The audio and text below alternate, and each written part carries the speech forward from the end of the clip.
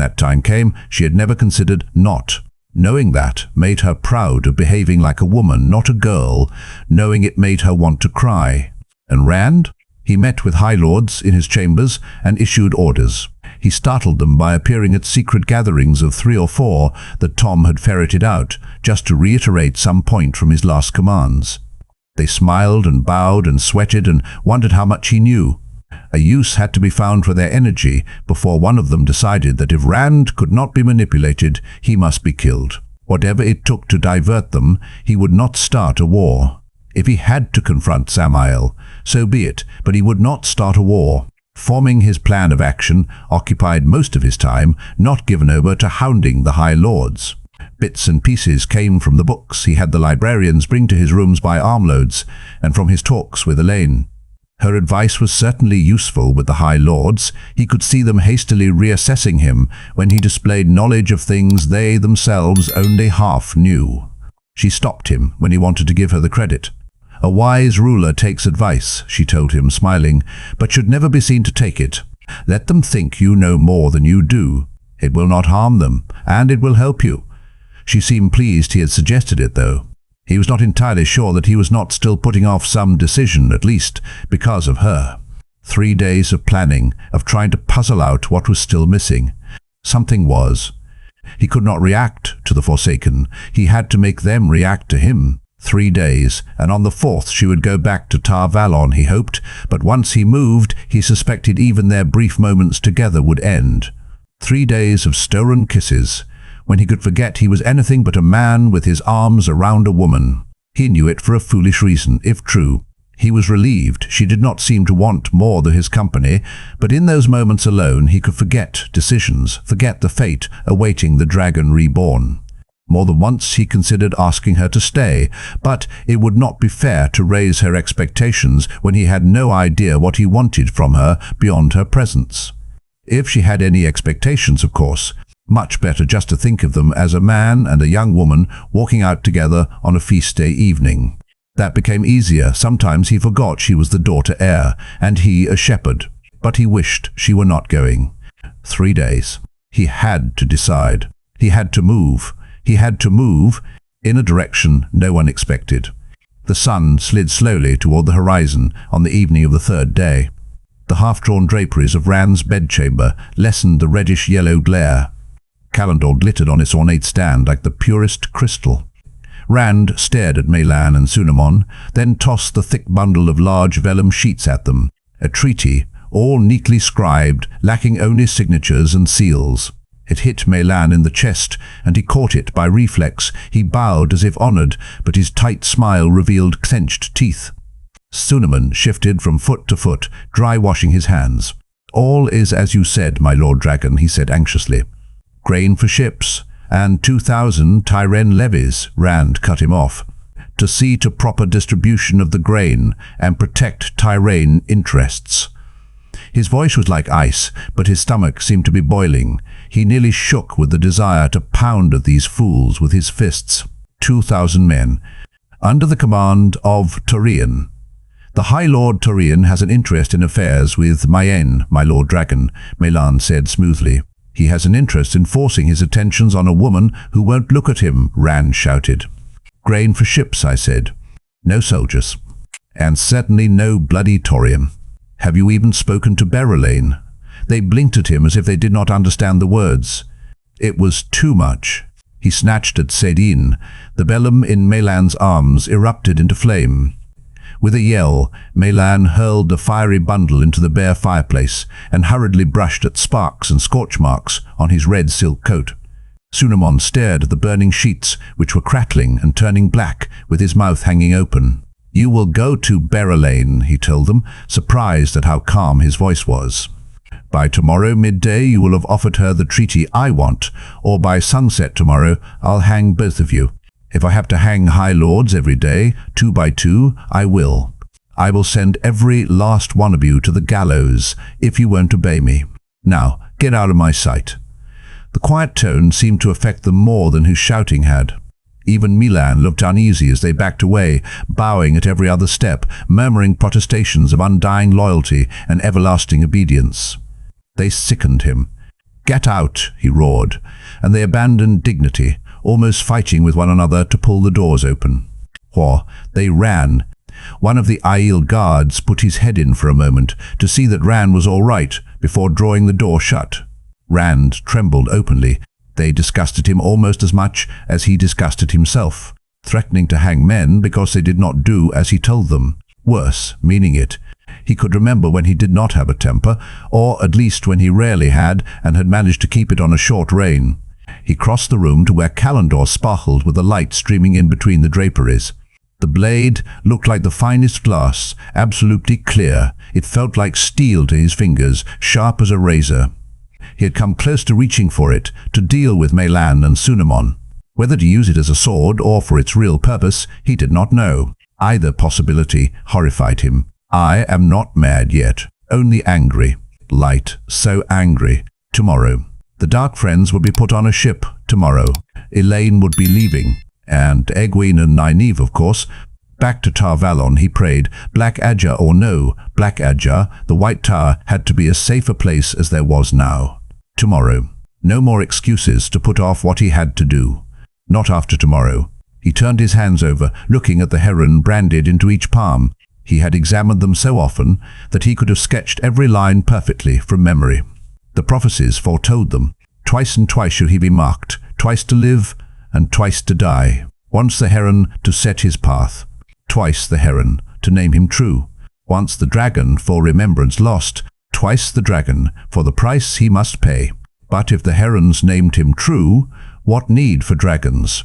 For that matter, what was a dragon? The only dragon he had ever heard of was Luz Therin Telamon.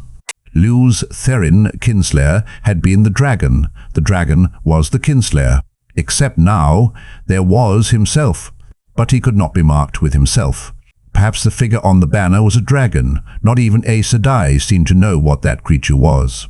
You are changed from when I last saw you. Stronger, harder. He spun, gaping at the young woman standing by the door, fair of skin and dark of hair and eye.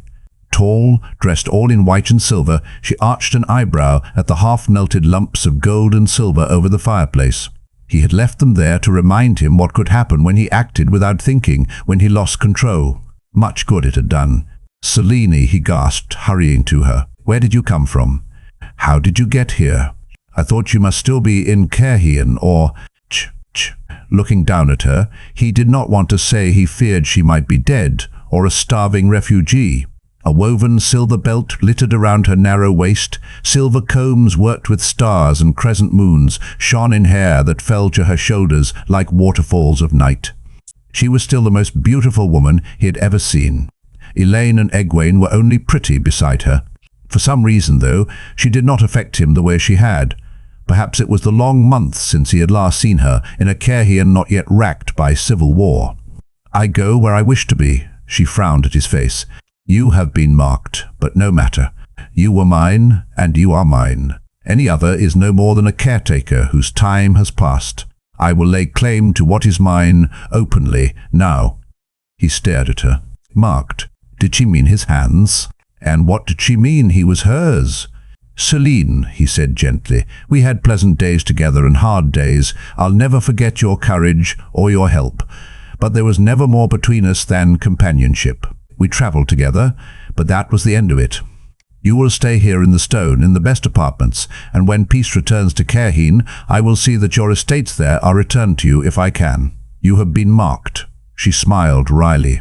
"Estates in Caerhien? I may have had estates in those lands once. Once. The land has changed so much that nothing is as it was. Selene is only a name I sometimes use, Luz Therin. The name I made my own is Lanfear." Rand barked a shallow laugh. "A poor joke, Selene. I'd as soon make jests about the Dark One as one of the Forsaken. And my name is Rand. We call ourselves the Chosen," she said calmly. "Chosen to rule the world forever. We will live forever. You can also." He frowned at her worriedly. She actually thought she was. Her travails in reaching Tyr must have unhinged her. But she did not look mad. She was calm, cool, certain. Without thinking, he found himself reaching for Saidin. He reached for it and struck a wall he could not see or feel except that it kept him from the source. "You can't be," she smiled. "Light," he breathed. "You are one of them." Slowly he backed away. If he reached Kalandor, at least he would have a weapon. Perhaps it could not work as a sahangral, but it would do for a sword. Could he use a sword against a woman? Against Selena? No, against Lanfear, against one of the Forsaken. His back came up hard against something, and he looked around to see what it was. There was nothing there. A wall of nothing, with his back pressed against it. Kalandor glittered not 3 paces away on the other side. He thumped a fist against the barrier in frustration. It was as unyielding as rock. "I cannot trust you fully, Luz Therin." "Not yet." She came closer, and he considered simply seizing her. He was bigger and stronger by far, and blocked as he was, she could wrap him up with the power like a kitten tangled in a ball of string. "Not with that, certainly," she added, grimacing at Kalandor. "There are only 2 more powerful that a man can use. One, at least, I know, still exists. No, Luz Therin, I will not trust you yet with that." "Stop calling me that," he growled. "My name is Rand. Randolthor. You are Luz Therin Telemon. Oh, physically, nothing is the same except your height, but I would know who is behind those eyes, even if I'd found you in your cradle." She laughed suddenly. "How much easier everything would be if I had found you then, if I had been free to." Ch. Laughter faded into an angry stare. "Do you wish to see my true appearance? You can't remember that either, can you?" He tried to say no, but his tongue would not work. Once he had seen 2 of the Forsaken together, Aginor and Balthamel, the first 2 loosed, after 3,000 years trapped just beneath the seal on the Dark One's prison. The one had been more withered than anything could be and still live. The other hid his face behind a mask, hid every bit of his flesh as though he could not bear to see it or have it seen. The air rippled around Lanfear, and she changed. She was older than he, certainly, but older was not the right word. More mature. Riper, even more beautiful if that was possible. A lush blossom in full flower compared to a bud. Even knowing what she was, she made his mouth go dry, his throat tighten. Her dark eyes examined his face, full of confidence yet with a hint of questioning, as if wondering what he saw. Whatever she perceived seemed to satisfy her. She smiled again. "I was buried deeply in a dreamless sleep where time did not flow. The turnings of the wheel passed me by. Now you see me as I am, and I have you in my hands." She drew a fingernail along his jaw hard enough to make him flinch. "The time for games and subterfuge is past, Luz Therin." "Long past." His stomach lurched. "Do you mean to kill me then? The light burn you? I kill you?" She spat incredulously. "Kill you. I mean to have you. Forever. You were mine long before that pale-haired Nooksop stole you. Before she ever saw you. You loved me, and you loved power." For a moment he felt dazed. The words sounded true, he knew they were true, but where had they come from? Celine Lanfear seemed as startled as he, but she recovered quickly. "You've learned much. You have done much. I'd not have believed you could, unaided, but you are still fumbling your way through a maze in the dark, and your ignorance may kill you. Some of the others fear you too much to wait. Samael, Ravin, Mogedian. Others perhaps, but those of a certainty. They will come after you. They will not try to turn your heart.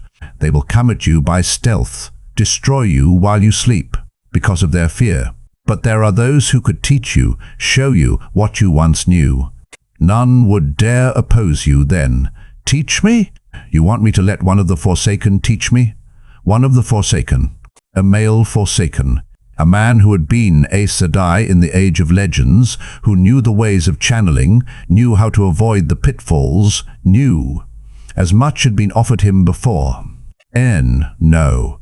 Even if it was offered, I'd refuse, and why should it be? I oppose them, and you. I hate everything you've done, everything you stand for. Fool, he thought. Trapped here, and I spout defiance like some idiot in a story who never suspects he might make his captor angry enough to do something about it. But he could not force himself to take the words back. Stubbornly, he ploughed ahead and made it worse. "I'll destroy you, if I can, you and the Dark One, and every last Forsaken." A dangerous gleam flashed in her eyes and was gone. Do you know why some of us fear you? Do you have any idea? Because they are afraid the great Lord of the Dark will give you a place above them. Rand surprised himself by managing a laugh. Great Lord of the Dark? Can't you say his true name either? Surely you don't fear to attract his attention, as decent people do. Or do you? It would be blasphemy, she said simply. They are right to be afraid, Samael and the rest. The great Lord does want you. He wants to exalt you above all other men. He told me. That's ridiculous. The Dark One is still bound in Sheol Gul, or I would be fighting tarmongaidon right now. And if he knows I exist, he'd want me dead. I mean to fight him. Oh, he knows. The great Lord knows more than you would suspect. It is possible to talk with him. Go to Sheol Gul, into the pit of doom, and you can hear him. You can bathe in his presence. A different light shone on her face now. Ecstasy. She breathed through parted lips, and for a moment seemed to stare at something distant and wondrous. Words cannot even begin to describe it. You must experience it to know. You must. She was seeing his face again, with eyes large and dark and insistent. Kneel to the great Lord, and he will set you above all others. He will leave you free to reign as you will, so long as you bend knee to him only once. To acknowledge him. No more than that. He told me this. He told me this. Asmodean will teach you to wield the power without it killing you. Teach what you can do with it. Let me help you. We can destroy the others. The great Lord will not care. We can destroy all of them, even Asmodean, once he has taught you all you need to know. You and I can rule the world together under the great Lord forever. Her voice dropped to a whisper, equal parts eagerness and fear. 2 great sa'angreal were made just before the end, one that you can use, one that I can. Far greater than that sword. Their power is beyond imagining. With those, we could challenge even the great Lord himself. Even the Creator. You are mad, he said raggedly. The father of Lise says he will leave me free? I was born to fight him. That is why I am here, to fulfill the prophecies. I'll fight him, and all of you, until the last battle, until my last breath. You do not have to. Prophecy is no more than the sign of what people hope for. Fulfilling the prophecies will only bind you to a path leading to tarmongaidon and your death. Moiraine or Samael can destroy your body. The great Lord of the Dark can destroy your soul. An end utter and complete. You will never be born again, no matter how long the wheel of time turns. No! For what seemed a long time, she studied him. He could almost see the scales weighing alternatives. I could take you with me, she said finally. I could have you turn to the great Lord, whatever you want or believe. There are ways. She paused, perhaps to see if her words had had any effect. Sweat rolled down his back, but he kept his face straight. He would have to do something, whether he had a chance or not. A second attempt to reach Saidin battered vainly against that invisible barrier. He let his eyes wander as if he were thinking. Calendor was behind him, as far out of reach as the other side of the Arith Ocean. His belt knife lay on a table by the bed, together with a half-made fox he had been carving. The shapeless lumps of metal mocking him from above the fireplace, a drably clad man slipping in at the doors with a knife in his hand, the books lying everywhere. He turned back to Lanfear, tensing. You were always stubborn, she muttered. I won't take you this time. I want you to come to me of your own will, and I will have it. What is the matter? You're frowning. A man slipping in at the doors with a knife, his eyes had slid past the fellow almost without seeing. Instinctively, he pushed Lanfear out of the way and reached for the true source. The shield blocking him vanished as he touched it, and his sword was in his hands like a red-gold flame. The man rushed at him, knife held low and point up for a killing stroke.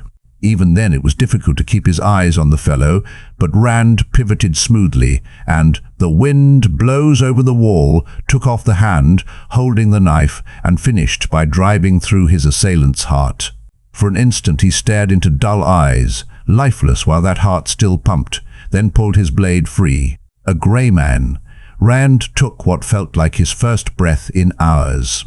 The corpse at his feet was messy, bleeding onto the scroll-worked carpet, but there was no difficulty in fixing an eye on him now. It was always that way with the Shadow's assassins. When they were noticed, it was usually too late. This makes no sense. You could have killed me easily. Why distract me for a grey man to sneak up on me? Lanfear was watching him warily. I make no use of the soulless. I told you there are differences among the chosen. It seems I was a day late in my judgment, but there is still time for you to come with me. To learn. To live. That sword, she all but sneered. You do not do the 10th part of what you can. Come with me and learn. Or do you mean to try to kill me now? I loosed you to defend yourself. Her voice, her stance, said she expected an attack, or at the very least was ready to counter it, but that was not what stopped him, any more than her loosing the bonds in the first place. She was one of the Forsaken. She had served evil so long, she made a black sister look like a newborn babe. Yet he saw a woman. He called himself 9 kinds of fool, but he could not do it. Maybe if she tried to kill him. Maybe. But all she did was stand there, watching, waiting. No doubt ready to do things with the power he did not even know were possible if he attempted to hold her. He had managed to block Elaine and Egwene, but that had been one of those things he did without thinking, the way of it buried somewhere in his head. He could only remember that he had done it, not how. At least he had a firm grip on Sadine. She would not surprise him that way again. The stomach-wrenching taint was nothing. Sedin was life, perhaps in more ways than one. A sudden thought boiled up in his head like a hot spring. The aiel. Even a grey man should have found it impossible to sneak through doors watched by half a dozen aiel. What did you do to them? His voice grated as he backed toward the doors, keeping his eyes on her. If she used the power, maybe he would have some warning. What did you do to the aiel outside? Nothing, she replied coolly. Do not go out there. This may be only a testing to see how vulnerable you are, but even a testing may kill you if you are a fool. He flung open the left-hand door onto a scene of madness. Chapter 10. The Stone Stands Dead. Eilman lay at Rand's feet, tangled with the bodies of 3 very ordinary men in very ordinary coats and breeches. Ordinary-looking men, except that 6 aiel, the entire guard, had been slain, some obviously before they knew what was happening, and each of those ordinary men had at least 2 aiel spears through him. That was not the half of it, though. As soon as he pulled the door open, a roar of battle had washed over him, shouting, howling, steel clashing on steel among the redstone columns. The defenders in the anteroom were fighting for their lives beneath the gilded lamps, against bulky, black-mailed shapes head and shoulders taller than they, shapes like huge men, but with heads and faces distorted by horns or feathers, by muzzle or beak where mouth and nose should be. Orlocks. They strode on paws or hooves as often as on booted feet, cutting men down with oddly spiked axes and hooked spears and scythe-like swords that curved the wrong way. And with them, a myrddraal, like a sleek moving man with maggot-white skin in black armor, like death made bloodless flesh. Somewhere in the stone an alarm gong sounded, then stopped with lethal suddenness. Another took it up, and another, in brazen tolls. The defenders fought, and they still outnumbered the Trollocs, but there were more men down than Trollocs. Even as Ram's eyes found them, the myrddraal tore off half the Tyrant captain's face with one bare hand, while the other drove a dead black blade through a defender's throat, slipping defenders' spear thrusts like a snake. The defenders faced what they had thought were only travelers' tales. To frighten children, their nerve was frayed to snapping. One man who had lost his rimmed helmet threw down his spear and tried to flee, only to have his head split like a melon by a Trolloc's massive axe. Yet another man looked at the myrddraal and fled screaming. The myrddraal darted sinuously to intercept. In a moment the humans would all be running. "Fade," Rand shouted. "Try me, Fade." The myrddraal stopped, as if it had never moved, its pale, eyeless face turning to him. Fear rippled through Rand at that stare, sliding over the bubble of cold calm that encased him when he held Sedin. In the Borderlands, they said, "The look of the eyeless is fear." Once he had believed, Fades rode shadows like horses and disappeared when they turned sideways. Those old beliefs were not so very far wrong. The myrddraal flowed toward him, and Rand leaped the dead men in front of the doorway to meet it, his boots skidding on bloody black marble as he landed. "Rally to the stone," he shouted as he leaped. "The stone stands." Those were the battle cries he had heard on the night the stone had not stood. He thought he heard a vexed shout of "Fool!" from the room he had left, but he had no time for Lanfear or what she might do. That skid very nearly cost him his life. His red gold blade barely turned the Murdrol's black one as he fought for balance. Rally to the stone. The stone stands! He had to keep the defenders together or face the Myrddraal and 20 Trollocs alone. The stone stands! The stone stands! He heard someone echo him, then another. The stone stands! The Fade moved as fluidly as a serpent, the snake-like illusion heightened by the overlapping plates of black armor down its chest. Yet not even a Blacklance ever struck so quickly. For a time, it was all Rand could do to keep its blade from his own unarmored flesh. That black metal could make wounds that festered almost as hard to heal as the one that ached in his side now. Each time, dark steel forged in Thakandar, below the slopes of Sheol Ghul, met red-gold power-wrought blade. Light flashed like sheet lightning in the room, a sharp bluish-white that hurt the eyes. "You will die this time," the Myrddraal rasped at him, in a voice like the crumbling of dead leaves. "I will give your flesh to the Trollocs and take your women for my own." Rand fought as coldly as he ever had, and as desperately. The Fade knew the use of a sword. Then an instant came when he could strike a blow squarely at the sword itself, not merely divert it. With a hiss as of ice falling on molten metal, the red-gold blade sheared through the black. His next blow took that eyeless head from its shoulders. The shock of hacking through bone shivered up his arms. Inky blood fountained from the stump of its neck. The thing did not fall, though. Thrashing blindly with its broken sword, the headless figure stumbled about, striking randomly at the air. As the Fade's head fell to roll across the floor, the remaining Trollocs fell too, shrieking, kicking, tearing at their heads with coarse-haired hands. It was a weakness of Myrddraal and Trollocs. Even Myrddraal did not trust Trollocs, so they often linked with them in some way Rand did not understand. It apparently ensured the Trollocs' loyalty, but those linked to a Myrddraal did not survive its death long. The defenders still standing, fewer than 24, did not wait. In 2s and 3s they stabbed each Trolloc repeatedly with their spears until it stopped moving. Some of them had the Myrddraal down, but it flailed wildly, no matter how much they stabbed. As the Trollocs fell silent, a few surviving human wounded could be heard moaning, weeping. There were still more men littering the floor than shadowspawn. The black marble was slick with blood, almost invisible against the dark stone. "Leave it," Rand told the defenders, trying to finish the Myrddraal. "It's dead already. Fades just don't want to admit they're dead." Lan had told him that what seemed a long time ago, he had had proof of it before this. "See to the injured." Peering at the headless, thrashing shape, its torso a tatter of gaping wounds, they shivered and moved back, muttering about lurks. That was what they called Fades in Tyr, in tales meant for children.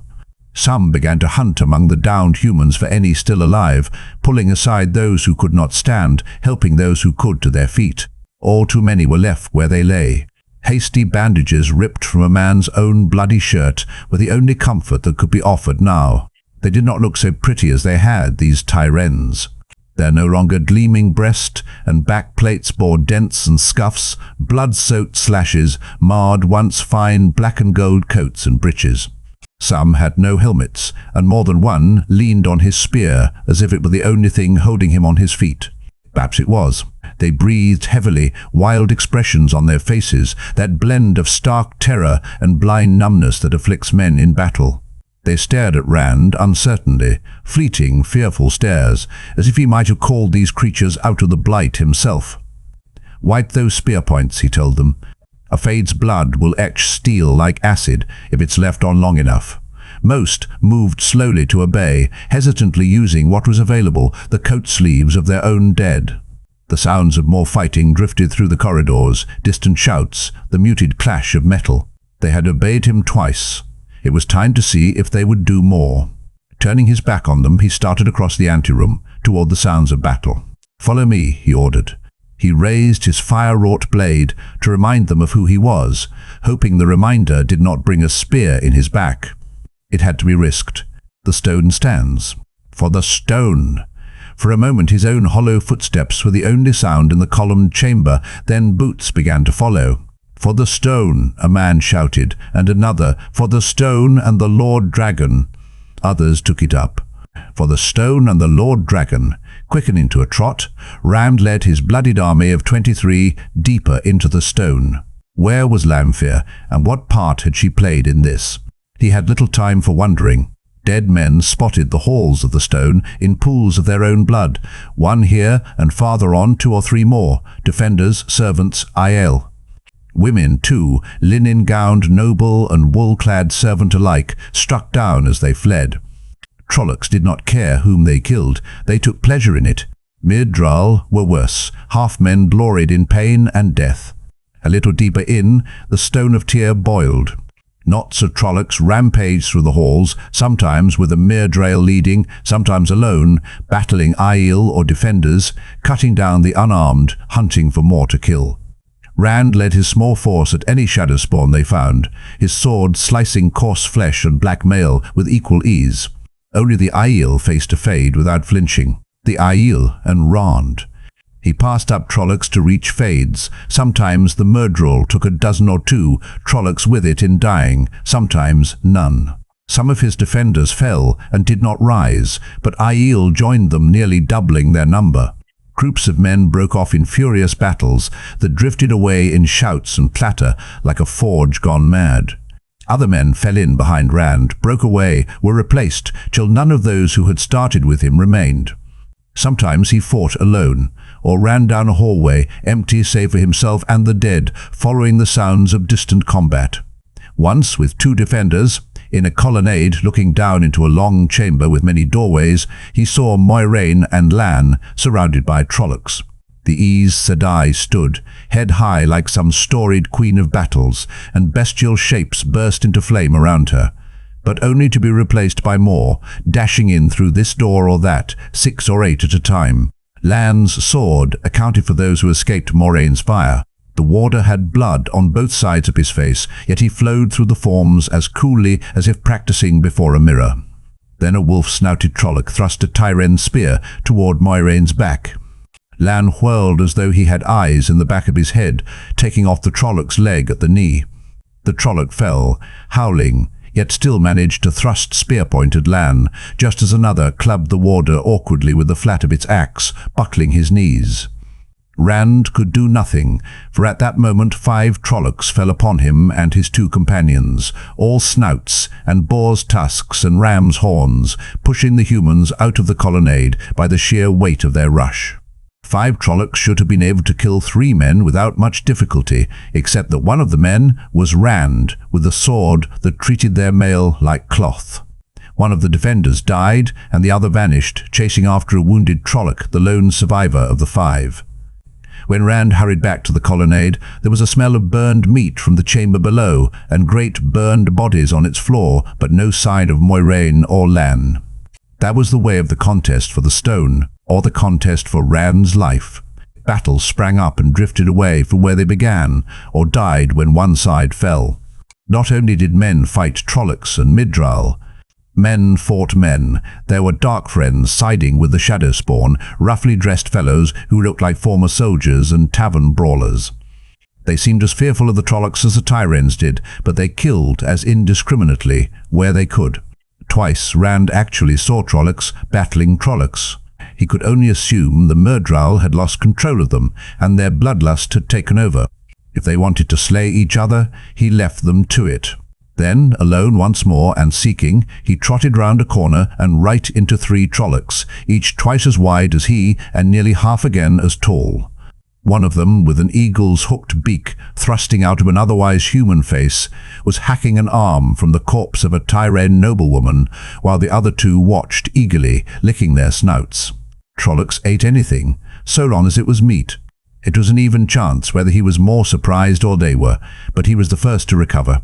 The one with the eagle's beak went down, mail and belly alike opened across. The sword form called Lizard in the thorn bush should have done for the other 2, but that first fallen Trolloc, thrashing still, half kicked his foot out from under him, and he staggered, his blade only scoring a slice along his target's mail, right into the path of the second Trolloc as it fell, Wolf's muzzle snapping at nothing. It crushed him to the stone tiles beneath its bulk, trapping sword arm and sword alike. The one still standing raised its spiked axe, coming as close to a smile as a boar's snout and tusks would allow. Rand struggled to move, to breathe. A scythe-curbed sword split the boar's snout to the neck. Wrenching its blade free, a fourth Trolloc bared goat teeth at him in a snarl, ears twitching beside its horns. Then it darted away, sharp hooves clicking on the floor tiles. Rand heaved himself out from under the dead weight of the Trolloc, half-stunned. A Trolloc saved me. A Trolloc? Trolloc blood was all over him, thick and dark. Far down the hallway, in the opposite direction from where the goat-horned Trolloc had fled, blue-white flashed as two Myrddraal moved into view, fighting each other in an almost boneless blur of continuous motion. One forced the other into a crossing corridor, and the flashing light faded from sight. I'm mad. That's what it is. I am mad, and this is all some crazed dream. You risk everything, rushing about wildly with that sword. Rand turned to face Lanfear. She had put on the appearance of a girl again, no older than he, perhaps younger. She lifted her white skirts to step over the Tyrene lady's torn body. For all the emotion on her face, it might as well have been a log. You build a hut of twigs, she went on, when you could have marble palaces for the snap of your fingers. You could have had their lives and such souls as Trollocs possess with little effort, and instead they nearly killed you. You must learn. Join with me. Was this your doing? He demanded. That Trolloc saving me? Those Myrddraal? Was it? She considered him a moment before giving a slight, regretful shake of her head. If I take credit, you will expect it again, and that could be deadly. None of the others is really certain where I stand, and I like it that way.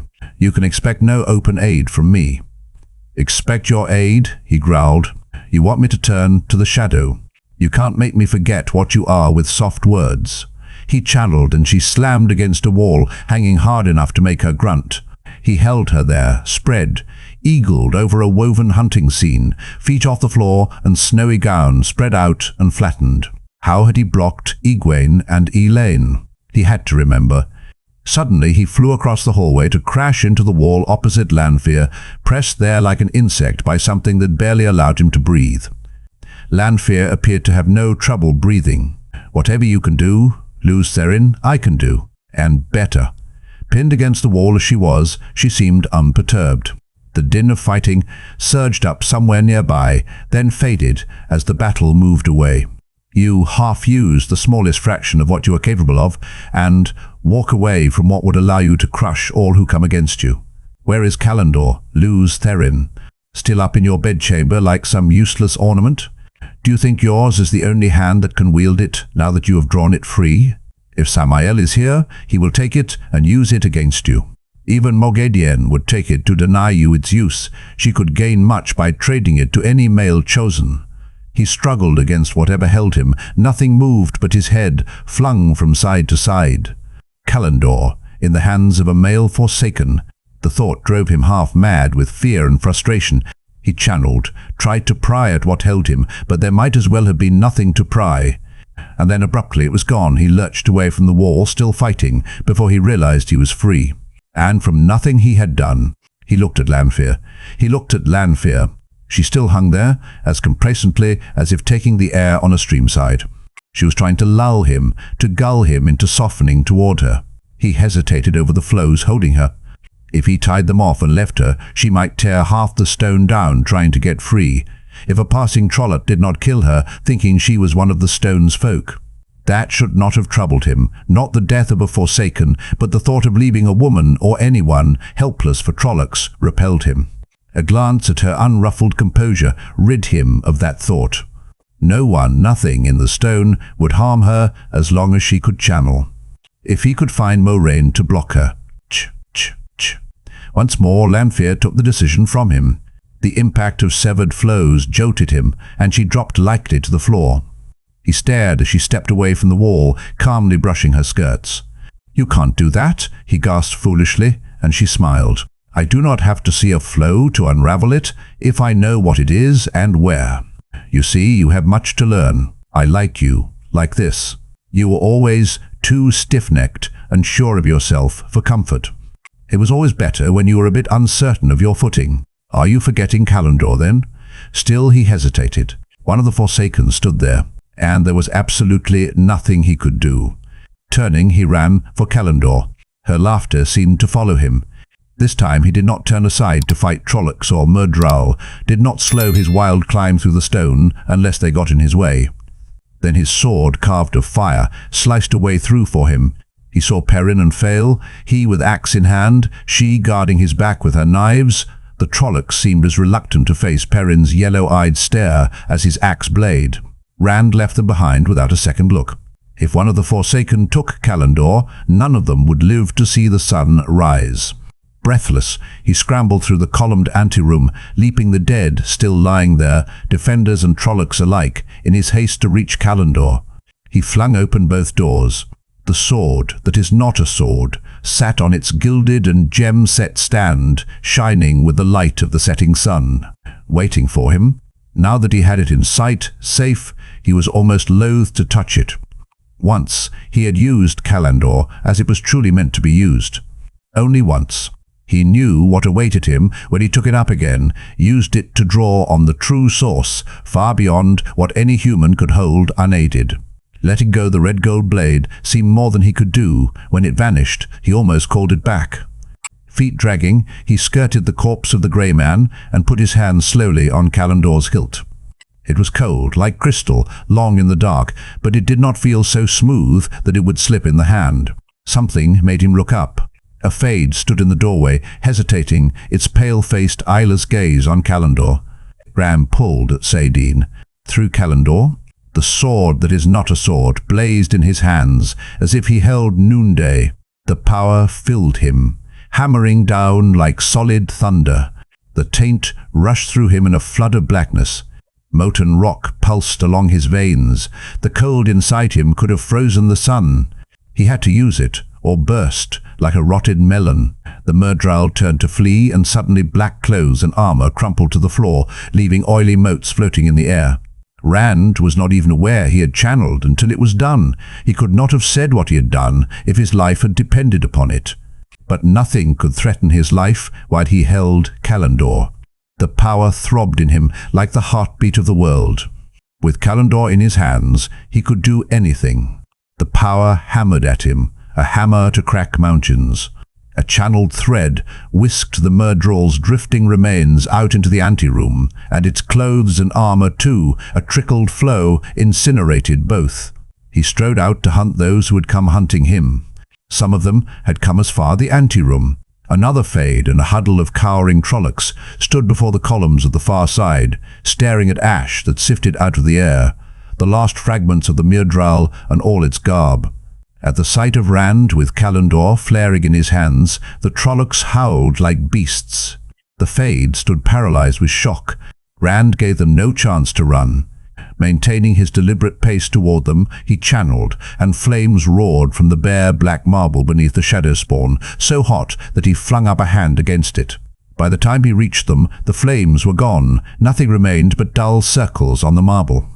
Back down into the stone he went, and every Trolloc, every Myrddraal he saw, died, wreathed in fire. He burned them fighting aiel or tyrens, and killing servants trying to defend themselves with spears or swords snatched from the dead. He burned them as they ran, whether stalking more victims or fleeing him. He began to move faster, trotting, then running, past the wounded, often lying untended, past the dead. It was not enough. He could not move fast enough. While he killed Trollocs in handfuls, others still slew, if only to escape. Suddenly he stopped, surrounded by the dead, in a wide hallway. He had to do something more. The power slid along his bones, pure essence of fire. Something more. The power froze his marrow. Something to kill them all of them at once. The taint on Saidin rolled over him, a mountain of rotting filth threatening to bury his soul. Raising Calendor, he drew on the source, drew on it till it seemed he must scream screams of frozen flame. He had to kill them all. Just beneath the ceiling, right above his head, air slowly began to revolve, spinning faster, milling in streaks of red and black and silver. It roiled and collapsed inward, boiling harder, whining as it whirled and grew smaller still. Sweat rolled down Rand's face as he stared up at it. He had no idea what it was, only that racing flows he could not begin to count connected him to the mass. It had mass, a weight growing greater while the thing fell inward on itself. Callandor flared brighter and brighter, too brilliant to look at. He closed his eyes, and the light seemed to burn through his eyelids. The power raced through him, a raging torrent that threatened to carry all that was him into the spinning. He had to let go. He had to.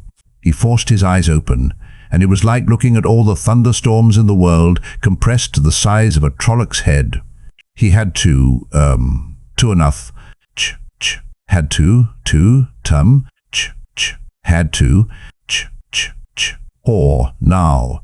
The thought floated like cackling laughter on the rim of his awareness. He severed the flows rushing out of him, leaving the thing still whirling, whining like a drill on bone. Or now.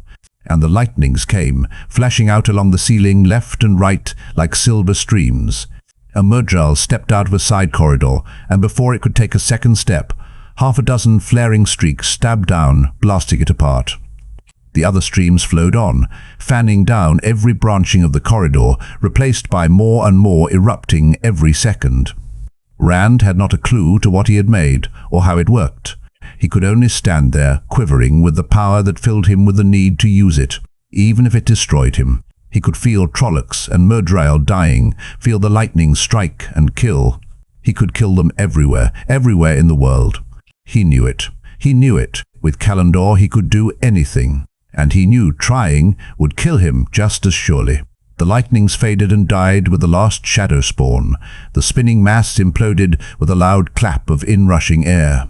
But Callandor still shone like the sun. He shook with the power. Moiraine was there, a dozen paces away, staring at him. Her dress was neat, every fold of blue silk in place, but wisps of her hair were disarrayed. She looked tired and shocked. Spice, what you have done, I would not have believed possible. Lan appeared, half-trotting up the hall, sword in hand, face bloodied, coat torn. Without taking her eyes from Rand, Moiraine flung out a hand, halting the warder short of her, well short of Rand, as if he were too dangerous for even Lan to approach. Are you? Well, Rand? Rand pulled his gaze away from her, and it fell on the body of a dark-haired girl, little more than a child. She lay sprawled on her back, eyes wide and fixed on the ceiling, blood blackening the bosom of her dress. Sadly, he bent to brush strands of hair from her face. Light, she's only a child. I was too late. Why didn't I do it sooner? A child. I will see that someone takes care of her, Rand, Moiraine said gently. You cannot help her now. His hand shook so hard on Callandor that he could barely hold on. With this, I can do anything. His voice was harsh in his own ears. Anything, Rand, Moiraine said urgently. He would not listen. Then, the power was in him. Callandor blazed, and he was the power. He channeled, directing flows into the child's body, searching, trying, fumbling. She lurched to her feet, arms and legs unnaturally rigid and jerky. Rand, you cannot do this. Not this. Breathe. She has to breathe. The girl's chest rose and fell. Heart has to beat. Blood, already thick and dark, oozed from the wound in her chest. Live, live, burn you.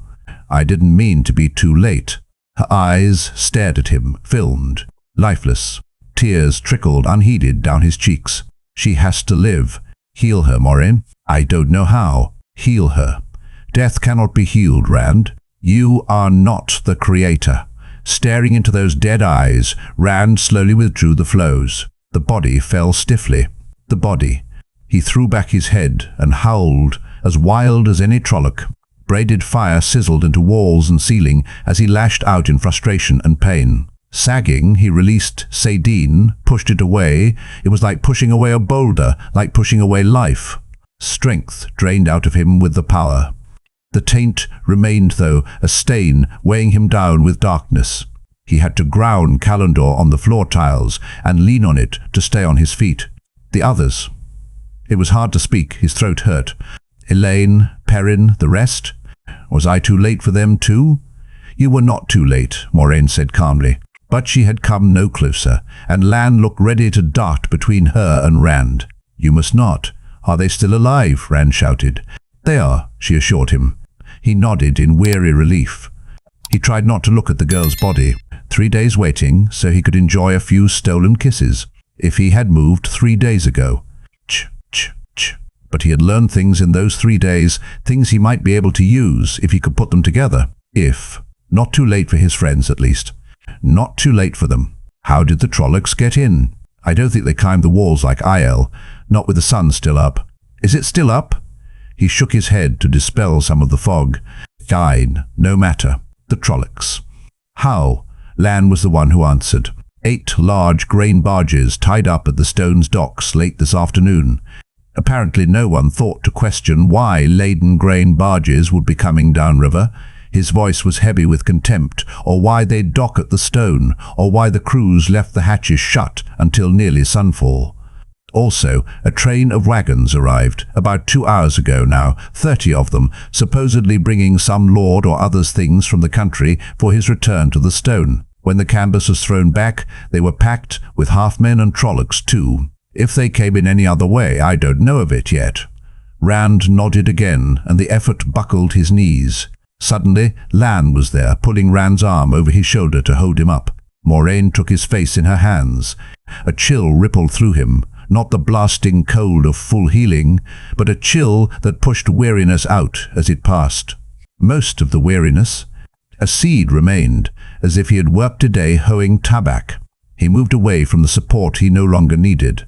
Lan watched him warily to see if he could really stand alone, or perhaps because the warder was not certain how dangerous he was, how sane.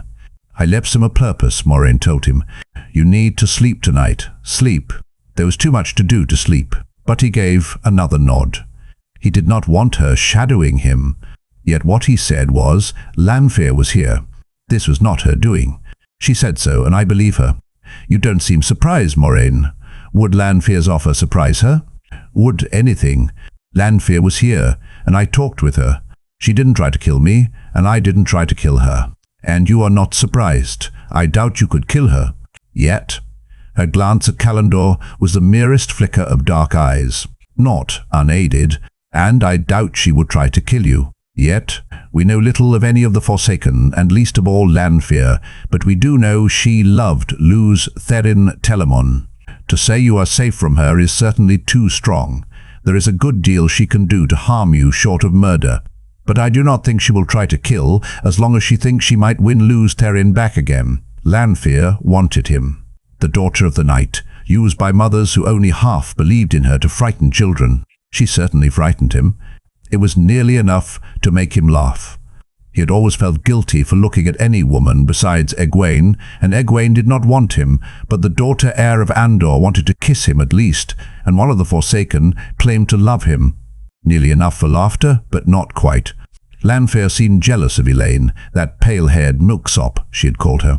Madness. All madness. Tomorrow. He started away from them. Tomorrow, Moiraine said. Tomorrow I will tell you what I am going to do. Some of it, he would. The thought of Moiraine's face if he told her everything made him want to laugh. If he knew everything himself yet. Lanfear had given him almost the last piece without knowing it. One more step tonight. The hand holding Calendor by his side trembled. With that, he could do anything. I am not mad yet. Not mad enough for that. Tomorrow, a good night to us all, the light willing. Tomorrow, he would begin to unleash another kind of lightning. Another lightning that might save him, or kill him. He was not mad yet. Chapter 11. What lies hidden clad in her shift? Egwene drew a deep breath and left the stone ring lying beside an open book on her bedside table. All flecked and striped in brown and red and blue, it was slightly too large for a finger ring and shaped wrong, flattened and twisted, so that a fingertip run along the edge would circle both inside and out before coming back to where it had started. There was only one edge, impossible though that seemed. She was not leaving the ring there because she might fail without it, because she wanted to fail. She had to try without the ring sooner or later, or she could never do more than dabble her toes where she dreamed of swimming. It might as well be now. That was the reason. It was. The thick leather-bound book was A Journey to Tarabon, written by Urian Romavny from Kandor 53 years ago, according to the date the author gave in the first line, but little of any consequence would have changed in Tenchiko in that shorter time. Besides, it was the only volume she had found with useful drawings. Most of the books only had portraits of kings or fanciful renderings of battles by men who had not seen them. Darkness filled both windows, but the lamps gave more than adequate light. One tall beeswax candle burned in a gilded candlestick on the bedside table. She had gone to fetch that herself. This was no night to be sending a maid for a candle. Most of the servants were tending the wounded or weeping over loved ones or being tended themselves. There had been too many for healing any, but those who would have died without it. Elaine and Nynaeve waited with high-backed chairs pulled to either side of the wide bed with its tall, swallow-carved posts. They tried to hide their anxiety with differing degrees of success.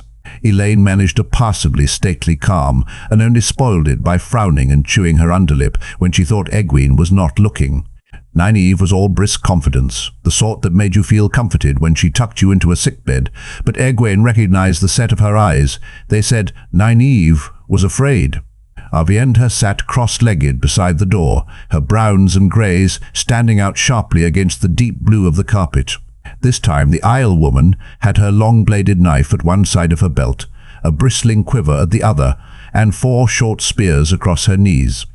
Her round hide buckler lay close at hand, atop a horn bow in a worked leather case with straps that could hold it on her back.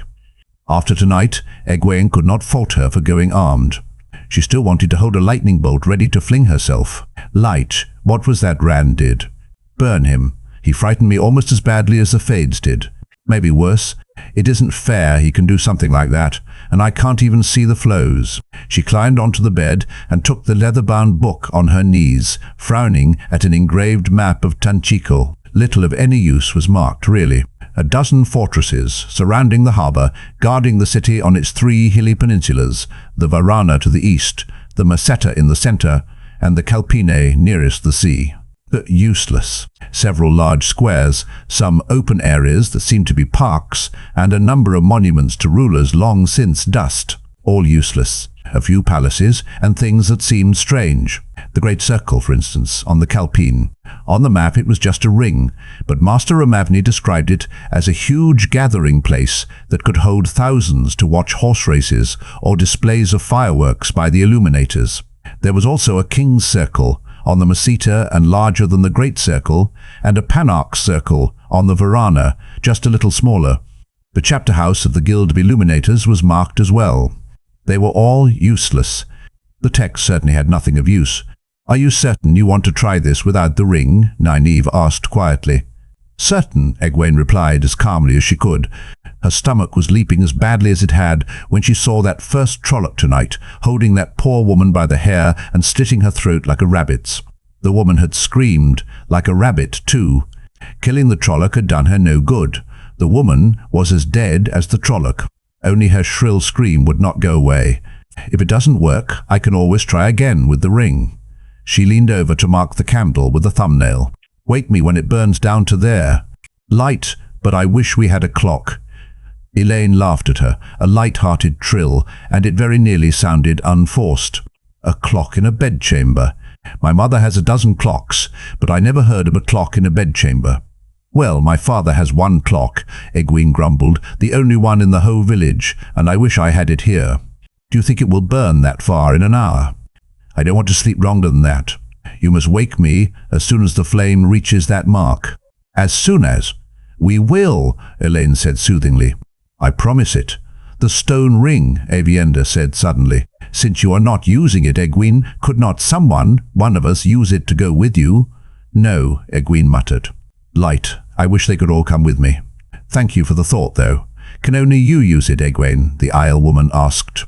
"Any of us might," Nynaeve replied. "Even you, Aviendha. A woman needn't be able to channel, only sleep with it touching her skin." "A man might be able to, for all we know. but we do not know Teleran Riod as well as Egwene or the rules of it. Avienda nodded. I see. A woman can make mistakes where she does not know the ways, and her mistakes can kill others as well as herself. Exactly, Nynaeve said. The world of dreams is a dangerous place. That much we do know. But Egwene will be careful, Elaine added, speaking to Avienda, but obviously meaning it for Egwene's ears. She promised she will look around carefully, and no more. Egwene concentrated on the map. Careful. If she had not guarded her twisted stone ring so jealously, she thought of it as hers, the hall of the tower might not agree, but they did not know she had it. If she had been willing to let Elaine or Nynaeve use it more than once or twice, they might know enough to come with her now. Yet it was not regret that made her avoid looking at the other women. She did not want them to see the fear in her eyes. Teleran Riod, the unseen world, the world of dreams. Not the dreams of ordinary people, though sometimes they touched Teleran Riod briefly, in dreams that seemed as true as life. Because they were. In the unseen world, what happened was real, in a strange way. Nothing that happened there affected what was. A door opened in the world of dreams would still be shut in the real world. A tree cut down there still stood here. Yet a woman could be killed there, or stilled. Strange, barely began to describe it. In the unseen world, the whole world lay open, and maybe other worlds too. Any place was attainable, or at least its reflection in the world of dreams was. The weave of the pattern could be read there past, present and future, by one who knew how, by a dreamer. There had not been a dreamer in the White Tower since Corianin Nadil, nearly 500 years earlier. 473 years, to be exact, Egwene thought. Or is it 474 now? When did Corianin die? If Egwene had had a chance to finish novice training in the tower, to study there as an accepted, perhaps she would know. There was so much she might have known then. A list lay in Egwene's pouch of the Terangrial, most small enough to slip into a pocket, that had been stolen by the Black Ajah when they fled the tower. They all three had a copy. 13 of those stolen Ter Angrial had no known use, written alongside and last studied by Corianin Nadil. But if Corianin Sedai had truly not discovered their uses, Egwene was sure of one of them. They gave entrance to Teleran Riod, not as easily as the stone ring perhaps, and perhaps not without channeling, but they did it. 2 they had recovered from Joya and Amiko, an iron disc 3 inches across, scribed on both sides with a tight spiral, and a plaque no longer than her hand, apparently clear amber, yet hard enough to scratch steel, with a sleeping woman somehow carved into the middle of it. Amiko had spoken freely of them, and so had Joya, after a session alone in her cell with Moiraine that had left the dark friend pale-faced and almost sibyl. Channel a flow of spirit into either Terangrial, and it would take you into sleep and then into Teleran Riod. Elaine had tried both of them briefly, and they worked, though all she saw was the inside of the stone and Morghese's royal palace in Caemlyn. Egwene had not wanted her to try, however fleeting the visit, but not from jealousy. She had not been able to argue very effectively, though, for she had been afraid Elaine and Nynaeve would hear what was in her voice. 2 recovered meant 11 still with the Black Ajah. That was the point Egwene had tried to make. 11 to Angrial that could take a woman to Teleran Riod, all in the hands of Black Sisters. When Elaine made her short journeys into the unseen world, she could have found the Black Ajah waiting for her, or walked into them before she knew they were there. The thought made Egwene's stomach writhe. They could be waiting for her now. Not lightly, not on purpose. How would they know she was coming? But they could be there when she stepped through. One she could face, unless she was caught by surprise, and she did not mean to allow that. But if they did surprise her, 2 or 3 of them together, Leandrin and Rihanna, Kesmo Emery and Jean Cade, and all the rest at once. Frowning at the map, she made her hands loosen their white-knuckled grip. Tonight had given everything urgency. If shadowspawn could attack the stone, if one of the Forsaken could suddenly appear in their midst, she could not give in to fear. They had to know what to do. They had to have something besides Amiko's vague tale. Something. If only she could learn where Mazrim Taim was in his caged journey to Tar Valon, or if she could somehow slip into the Amyrlin's dreams and speak to her. Perhaps those things were possible for a dreamer. If they were, she did not know how. Tanchico was what she had to work with. "I must go alone, Avienda." "I must." She thought her voice was calm and steady, but Elaine patted her shoulder. Egwene did not know why she was scrutinizing the map. She already had it fixed in her head, everything in relation to everything else. Whatever existed in this world existed in the world of dreams, and sometimes more besides, of course. She had her destination chosen. She thumbed through the book to the only engraving showing the inside of a building named on the map, the Panarch's Palace. It would do no good to find herself in a chamber if she had no idea where it was in the city. None of it might do any good in any case. She put that out of her mind. She had to believe there was some chance. The engraving showed a large room with a high ceiling. A rope strung along waist-high posts would keep anyone from going too close to the things displayed on stands and in open-fronted cabinets along the walls.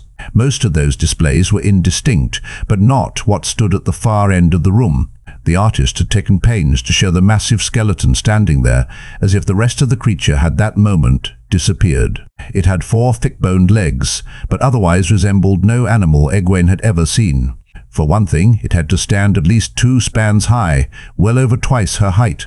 The rounded skull, set low on the shoulders like a bull's, looked big enough for a child to climb inside, and in the picture it seemed to have 4 eye sockets. The skeleton marked the room off from any other. There was no mistaking it for anything but itself. Whatever it was, if Urian Ramavni had known, he had not named it in these pages. "What is a Panarch anyway?" she asked, laying the book aside. She had studied the picture a dozen times.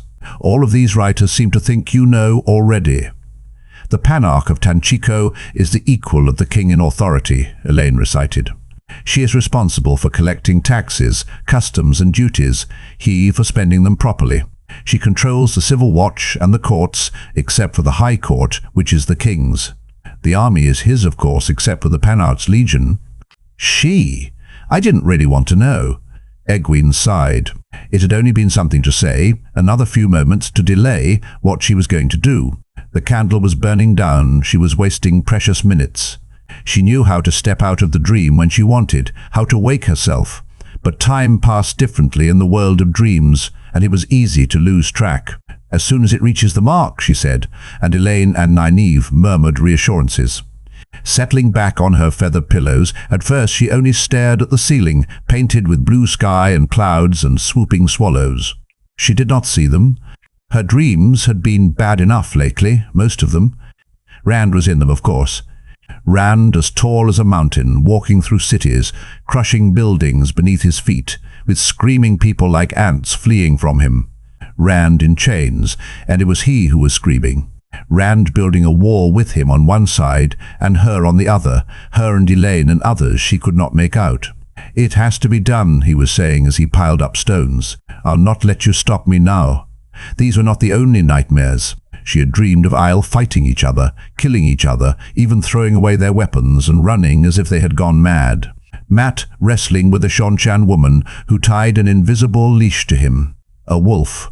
She was sure it was Perrin, though, fighting a man whose face kept changing. Galad wrapping himself in white, as though putting on his own shroud, and Goyen with his eyes full of pain and hatred. Her mother weeping. They were the sharp dreams, the ones she knew meant something. They were hideous, and she did not know what any of them meant. How could she presume to think she could find any meanings or clues in Tel Aranriot? But there was no other choice. No other choice but ignorance. And she could not choose that. Despite her anxiety, going to sleep was no problem. She was exhausted. It was just a matter of closing her eyes and taking deep, regular breaths. She fixed in her thoughts the room in the Panarch's palace and the huge skeleton. Deep, regular breaths. She could remember how using the stone ring felt, the step into Telaran Ryod. Deep, regular breaths. Egwene stepped back with a gasp, one hand to her throat. This close, the skeleton seemed even larger than she had thought, the bones bleached, dull and dry. She stood right in front of it, inside the rope. A white rope, as thick as her wrist and apparently silk. She had no doubt this was Telaran Ryod. The detail was as fine as reality, even for things half seen from the corner of her eye. That she could even be aware of the differences between this and an ordinary dream told her where she was. Besides, it felt, then, light.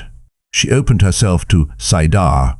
A nick on the finger in the world of dreams would still be there on waking. There would be no waking from a killing stroke with the power, or even from a sword or a club.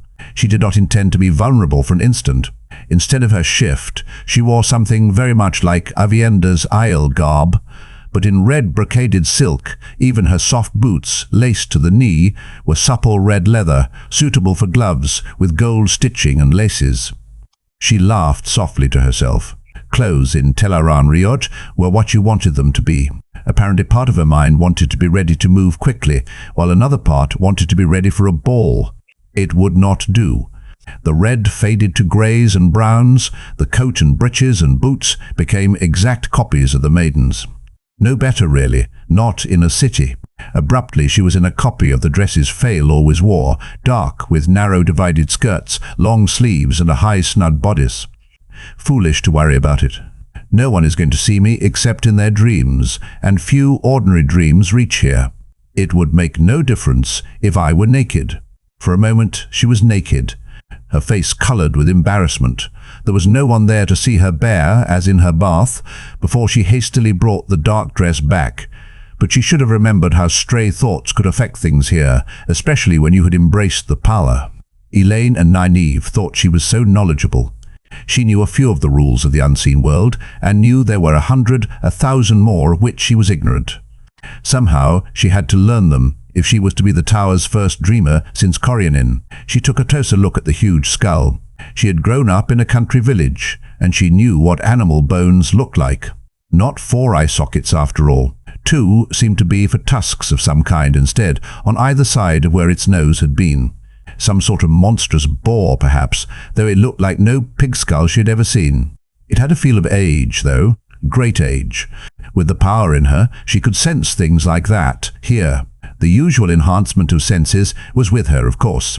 She could feel tiny cracks in the gilded plaster bosses covering the ceiling 50 feet up, and the smooth polish of the white stone floor. Infinitesimal cracks, invisible to the eye, spread across the floor stones as well. The chamber was huge, perhaps 200 paces long and nearly half as wide, with rows of thin white columns, and that white rope running all the way around, except where there were doorways, with double-pointed arches. More ropes encircled polished wooden stands, and cabinets holding other exhibits out in the floor. Up under the ceiling, an elaborate pattern of tiny carvings pierced the walls, letting in plenty of light. Apparently she had dreamed herself into a tanchiko, where it was day. A grand display of artifacts of ages long past, of the age of legends and ages before, open to all, even the common folk. 3 days in the month and on feast days, Urian Ramavni had written. He had spoken in glowing terms of the priceless display of Quindelar figures, 6 of them in a glass-sided case in the center of the hall, always watched by 4 of the Panarch's personal guards when people were allowed in, and had gone on for 2 pages about the bones of fabulous beasts, never seen alive by the eyes of man. Egwene could see some of those. On one side of the room was the skeleton of something that looked a little like a bear, if a bear had 2 front teeth as long as her forearm, and opposite it on the other side were the bones of some slender, 4-footed beast with a neck so long the skull was half as high as the ceiling. There were more, spaced down the chamber's walls, just as fantastic. All of them felt old enough to make the Stone of Tyr seem new-built. Ducking under the rope barrier, she walked down the chamber slowly, staring. A weathered stone figurine of a woman, seemingly unclothed but wrapped in hair that fell to her ankles, was outwardly no different from the others sharing its case, each not much bigger than her hand. But it gave an impression of soft warmth that she recognized. It was an angril, she was sure. She wondered why the tower had not managed to get it away from the Panarch. A finely jointed collar and 2 bracelets of dull black metal on a stand by themselves made her shiver. She felt darkness and pain associated with them. Old, old pain, and sharp. A silvery thing in another cabinet, like a 3-pointed star inside a circle, was made of no substance she knew. It was softer than metal, scratched and gouged, yet even older than any of the ancient bones. From 10 paces, she could sense pride and vanity. One thing actually seemed familiar, though she could not say why. Tucked into a corner of one of the cabinets, as if whoever put it there had been uncertain that it was worthy of display, lay the upper half of a broken figure carved from some shiny white stone, a woman holding a crystal sphere in one upraised hand, her face calm and dignified and full of wise authority. Whole, she would have been perhaps a foot tall, but why did she appear so familiar? She almost seemed to call to Egwene to pick her up. Not until Egwene's fingers closed on the broken statuette did she realize she had climbed over the rope. Foolish when I don't know what it is, she thought, but it was already too late. As her hand grasped it, the power surged within her, into the half-figure, then back into her, into the figure, and back, in and back. The crystal sphere flickered in fitful, lurid flashes, and needles stabbed her brain with each flash. With a sob of agony, she loosed her hold and clasped both hands to her head. The crystal sphere shattered as the figure hit the floor and broke into pieces, and the needles vanished, leaving only dull memories of the pain and a queasiness that wobbled her knees. She squeezed her eyes shut so she could not see the room heaving. The figure had to be a tarmongaidon, but why had it hurt her like that when she only touched it? Perhaps because it was broken, it could not do what it was meant for. She did not even want to think of what it might have been made for. Testing tarmongaidon was dangerous. At least it must be broken beyond danger now. Here, at least. Why did it seem to call me? Nausea faded, and she opened her eyes. The figure was back on the shelf, as whole as it had been when she first saw it. Strange things happened in Rewatch, but that was stranger than she wanted to see. And this was not what she had come for. First, she had to find her way out of the Panarch's palace. Climbing back over the rope, she hurried out of the chamber, trying not to run. The palace was empty of life, of course. Human life, at least. Colorful fish swam in large fountains that splashed merrily in the courtyards, surrounded by delicately columned walks and balconies, screened by stonework like intricately carved lace. Lily pads floated on the waters, and white flowers as big as dinner plates. In the world of dreams, a place was as it was in the so-called real world. Except for people, elaborate golden lamps stood in the hallways, wicks uncharred, but she could smell the perfumed oil in them. Her feet raised no hint of dust from the bright carpets that surely could never have been beaten, not here. Once she did see another person walking ahead of her, a man in gilded, ornately worked plate and mail armor, a pointed golden helmet crested with white egret plumes under his arm. "Eldra," he called, smiling. "Eldra, come look at me. I'm named the Lord Captain of the Panarch's Legion." "Eldra?" He walked on another pace, still calling, and suddenly was not there. Not a dreamer, not even someone using a tarmongaidon like her stone ring or Amiko's iron disc. Only a man whose dream had touched a place he was not aware of, with dangers he did not know. People who died unexpectedly in their sleep had often dreamed their way into Rewatch and, in truth, had died there. He was well out of it, back into an ordinary dream. The candle was burning down beside that bed, back in Tyr. Her time in Rewatch was burning away. Hastening her steps, she came to tall, carved doors leading outside, to wide white stairs and a huge empty square. Tanchikos spread out in every direction across steep hills, white buildings upon white buildings shining in the sun, hundreds of thin towers and almost as many pointed domes, some gilded. The Panarch's Circle, a tall round wall of white stone, stood in plain sight not half a mile away, and a little lower than the palace. The Panarch's palace rose atop one of the loftiest hills. At the top of the deep stairs, she was high enough to see water glinting to the west, inlets separating her from more hilly fingers where the rest of the city lay. Tanchiko was larger than Tyr, perhaps larger than Caemlyn. So much to search, and she did not even know for what. For something that signified the presence of the black ajah, or something that indicated some sort of danger to Rand, if either existed here. Had she been a real dreamer, trained in the use of her talent, she would surely have known what to look for, how to interpret what she saw. But no one remained who could teach her. Aiel wise ones supposedly knew how to decipher dreams. Aviendha had been so reluctant to talk about the wise ones that Egwene had not asked any of the other aiel. Perhaps a wise one could teach her, if she could find one. She took a step toward the square, and suddenly she was somewhere else. Great stone spires rose around her in a heat that sucked the moisture out of her breath. The sun seemed to bake right through her dress, and the breeze blowing in her face seemed to come from a stove. Stunted trees dotted a landscape almost bare of other growth, except for a few patches of tough grass and some prickly plants she did not recognize. She recognized the lion, however, even if she had never seen one in the flesh. It lay in a crevice in the rocks not 20 paces away, black tufted tail switching idly, looking not at her, but at something another 100 strides on. The large boar, covered in coarse hair, was rooting and snuffling at the base of a thorny bush, never noticing the aiel woman creeping up on it with a spear ready to thrust. Garbed like the aiel in the stone, she had her shufa around her head, but her face uncovered. The waste, Egwene thought incredulously. I've jumped into the aiel waste. When will I learn to watch what I think here? The aiel woman froze. Her eyes were on Egwene now, not the boar. If it was a boar, it did not seem to be shaped exactly right. Egwene was sure the woman was not a wise one. Not dressed like a maiden, from what Egwene had been told, a maiden of the spear who wanted to become a wise one had to give up the spear.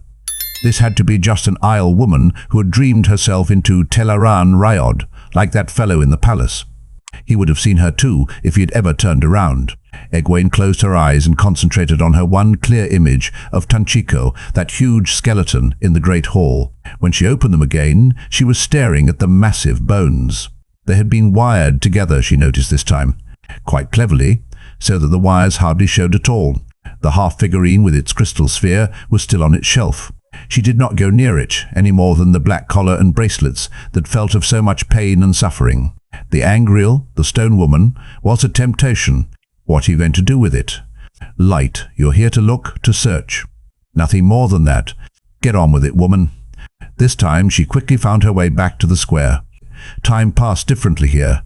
Elaine and Nynaeve could be waking her up any moment, and she still had not even begun. There might be no more minutes to waste.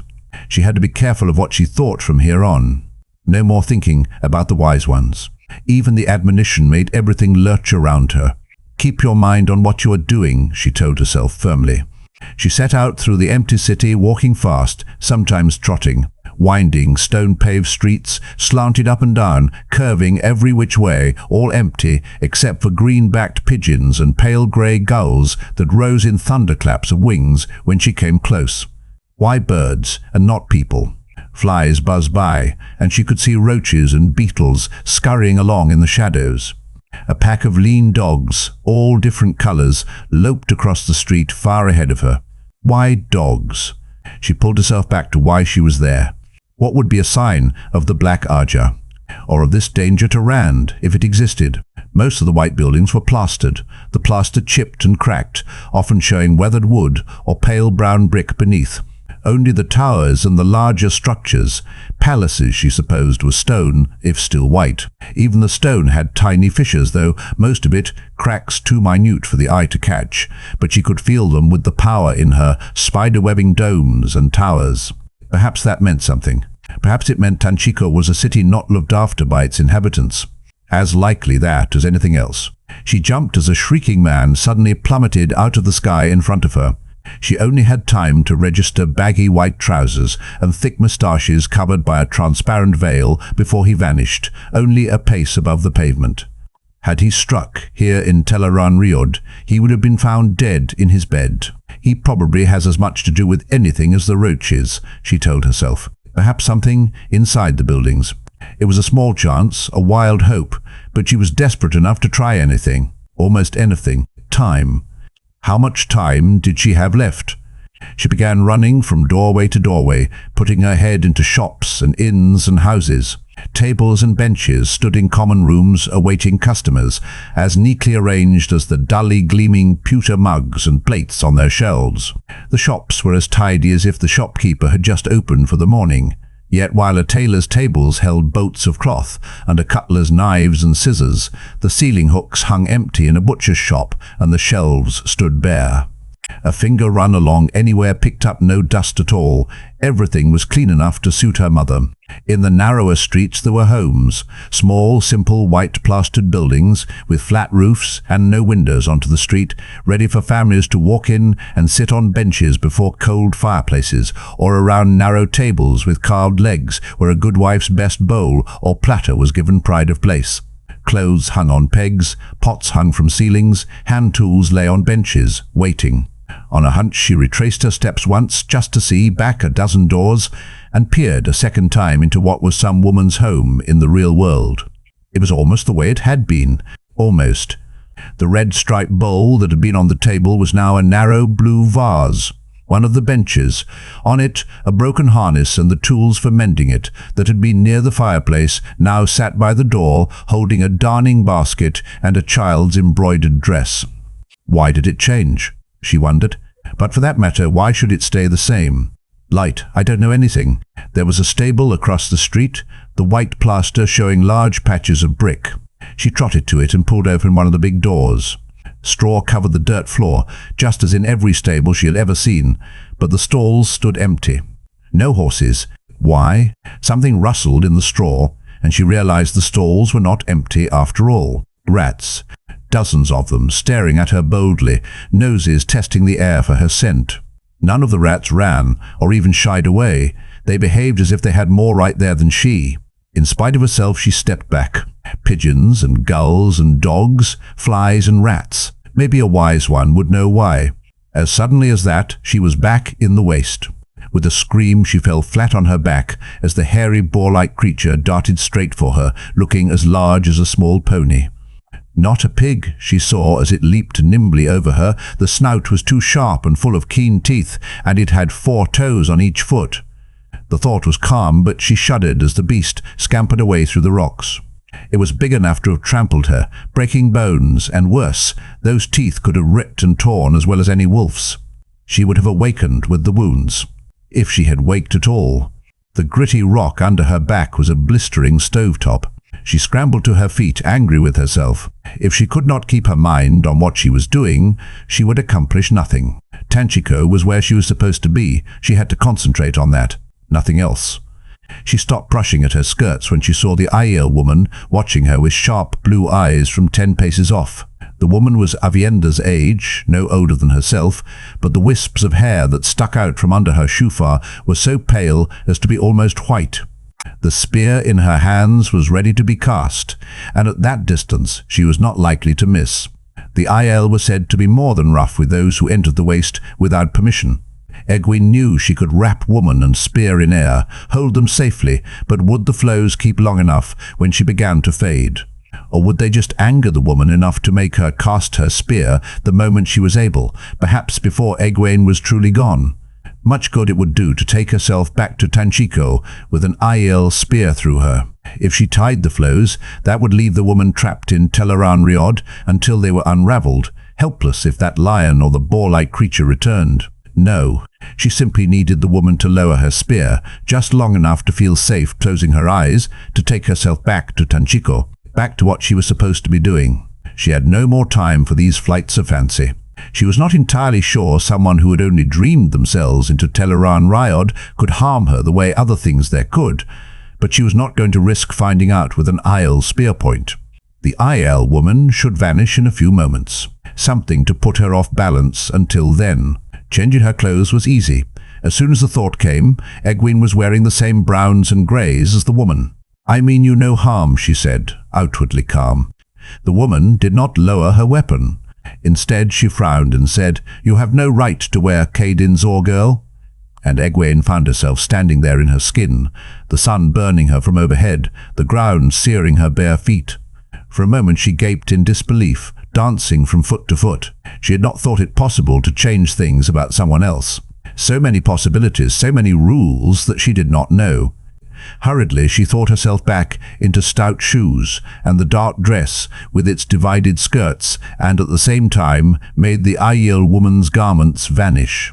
She had to draw on Saidar to do it. The woman must have been concentrating on keeping Egwene naked. She had a flow ready to seize the spear if the other woman made to throw it. It was the aiel woman's turn to look shocked. She let the spear fall to her side too, and Egwene seized the moment to shut her eyes and take herself back to Tanchico, back to the skeleton of that huge boar, or whatever it was. She barely gave it a second glance this time. She was growing tired of things that looked like boars and were not. How did she do that? Or no, it's wondering about how and why that keeps pulling me off the path. This time I'll stick to it. She did hesitate, though. Just as she had closed her eyes, it had seemed she saw another woman, beyond the aiel woman, watching them both. A golden-haired woman, holding a silver bow. You're letting wild fancies take you now. You've been listening to too many of Tom Merrilin's stories. Birgitte was long dead. She could not come again until the Horn of Valor called her back from the grave. Dead women, even heroes of legend, surely could not dream themselves into Teleran Riod. It was only a moment's pause, though. Shutting off futile speculation, she ran back to the square. How much time did she have left? The whole city to search, and time slipping away, and she as ignorant as when she started. If only she had some idea of what to look for, or where. Running did not seem to tire her here in the world of dreams, but run as hard as she might, she would never cover the entire city before Elaine and Nynaeve woke her. She did not want to have to come back. A woman appeared suddenly among the flock of pigeons that had gathered in the square. Her gown was pale green, thin and draped closely enough to have satisfied Berelaine. Her dark hair was in dozens of narrow braids, and her face was covered to the eyes by a transparent veil like the one the falling man had worn. The pigeons soared up, and so did the woman, gliding over the nearest rooftops with them before abruptly winking out of existence. Egwene smiled. She dreamed of flying like a bird all the time, and this was a dream after all. She leaped into the air and kept going up toward the roofs. She wobbled as she thought how ridiculous this was. Flying? People did not fly, then steadied again as she forced herself to be confident. She was doing it, and that was all there was to it. This was a dream, and she was flying. The wind rushed in her face, and she wanted to laugh giddily. She skimmed across the Panarch circle where rows of stone benches slanted down from the high wall to a broad field of packed dirt in the center. Imagine so many people gathered, and to watch a fireworks display by the Guild of Illuminators themselves. Back home, fireworks were a rare treat. She could remember the handful of times in her life Eamon's Field had had them, with the grown-ups as excited as the children. She sailed over rooftops like a falcon, over palaces and mansions, humble dwellings and shops, warehouses and stables. She slid by domes topped with golden spires and bronze weather vanes, by towers ringed with lacy stone balconies. Carts and wagons dotted wagon yards, waiting. Ships crowded the great harbour, and the fingers of water between the city's peninsulas. They lined the docks. Everything seemed in a poor state of repair, from the carts to the ships, but nothing she saw pointed to the black ajah. As far as she knew, she considered trying to envision Liandrin. She knew that doll's face all too well, with its multitude of blonde braids, its self-satisfied brown eyes, and its smirking rosebud mouth. Picture her in the hope she might be drawn to where the Black Sister was. But if it worked, she might find Liandrin in Teleran Riod too, and maybe others of them. She was not ready for that. It suddenly occurred to her that if any of the Black Ajah were in Tanchico, in the Tanchico of Teleran Riod, she was flaunting herself for them. Any eye looking at the sky would notice a woman flying, one who did not vanish after a few moments. Her smooth flight staggered, and she swooped down below roof level, floating along the streets more slowly than before, but still faster than a horse could run. She might be rushing toward them, but she could not make herself stop and wait for them. "Ul," she called herself furiously. "Ul. They could know I'm here now. They could be laying a trap already." She considered stepping out of the dream, back to her bed in Tyr, but she had found nothing, if there was anything to find.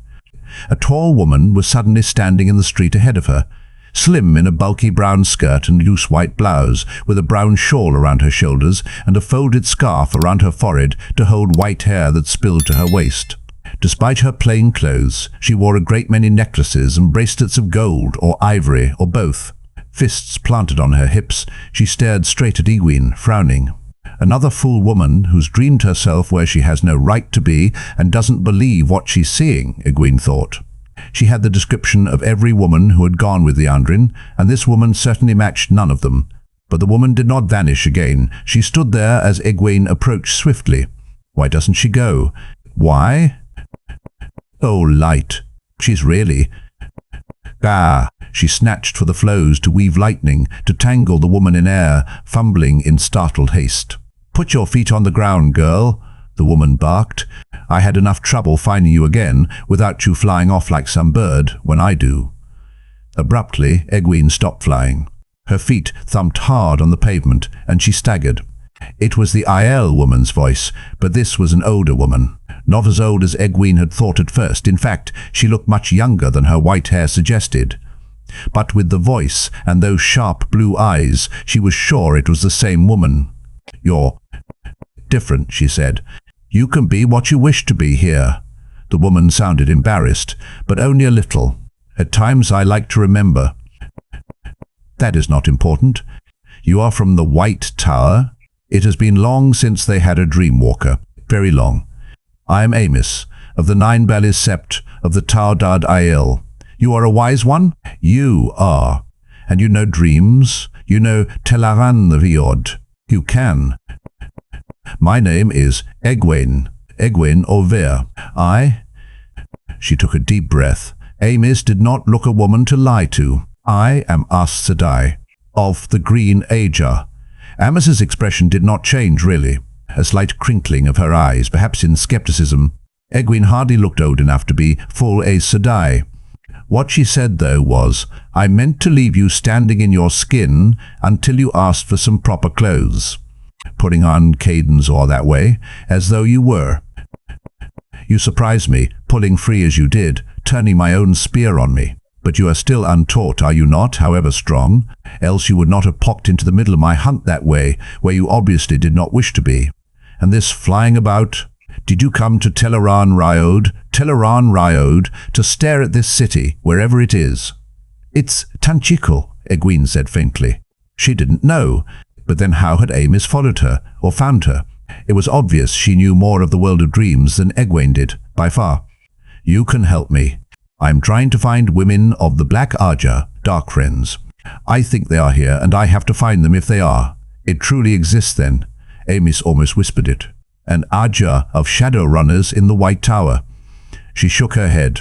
You are like a girl just wedded to the spear, who thinks now she can wrestle men and leap mountains. For her, it means a few bruises and a valuable lesson in humility. For you, here, it could mean death. Amos eyed the white buildings around them and grimaced. Tanchico, in Tarabon, this city is dying, eating itself. There is a darkness here, an evil, worse than men can make, or women. She looked at Egwene pointedly. You cannot see it, or feel it, can you? And you want to hunt shadowrunners in Teleran Ryode. Evil, Egwene said quickly. That could be them. Are you sure? If I told you what they look like, could you be certain it was them? I can describe them. I can describe one to her last braid. A child, Amos muttered, demanding a silver bracelet from her father this minute when she knows nothing of trading or the making of bracelets. You have much to learn, far more than I can begin to teach you now. Come to the threefold land. I will have the word spread through the clans that an Aes Sedai called Egwene Oldvir is to be brought to me at Cold Rock's Hold. Give your name and show your great serpent ring, and you will have safe running. I am not there now, but I will return from Ruidian before you can arrive. Please, you must help me. I need to know if they are here. I have to know, but I cannot tell you. I do not know them, or this place, this Tanchico. You must come to me. What you do is dangerous, far more dangerous than you know. You must. Where are you going? Stay. Something seemed to snatch at Egwene, pulling her into darkness. Amos's voice followed her, hollow and dwindling. You must come to me and learn. You must. Chapter 12. Tanchico or the Tower.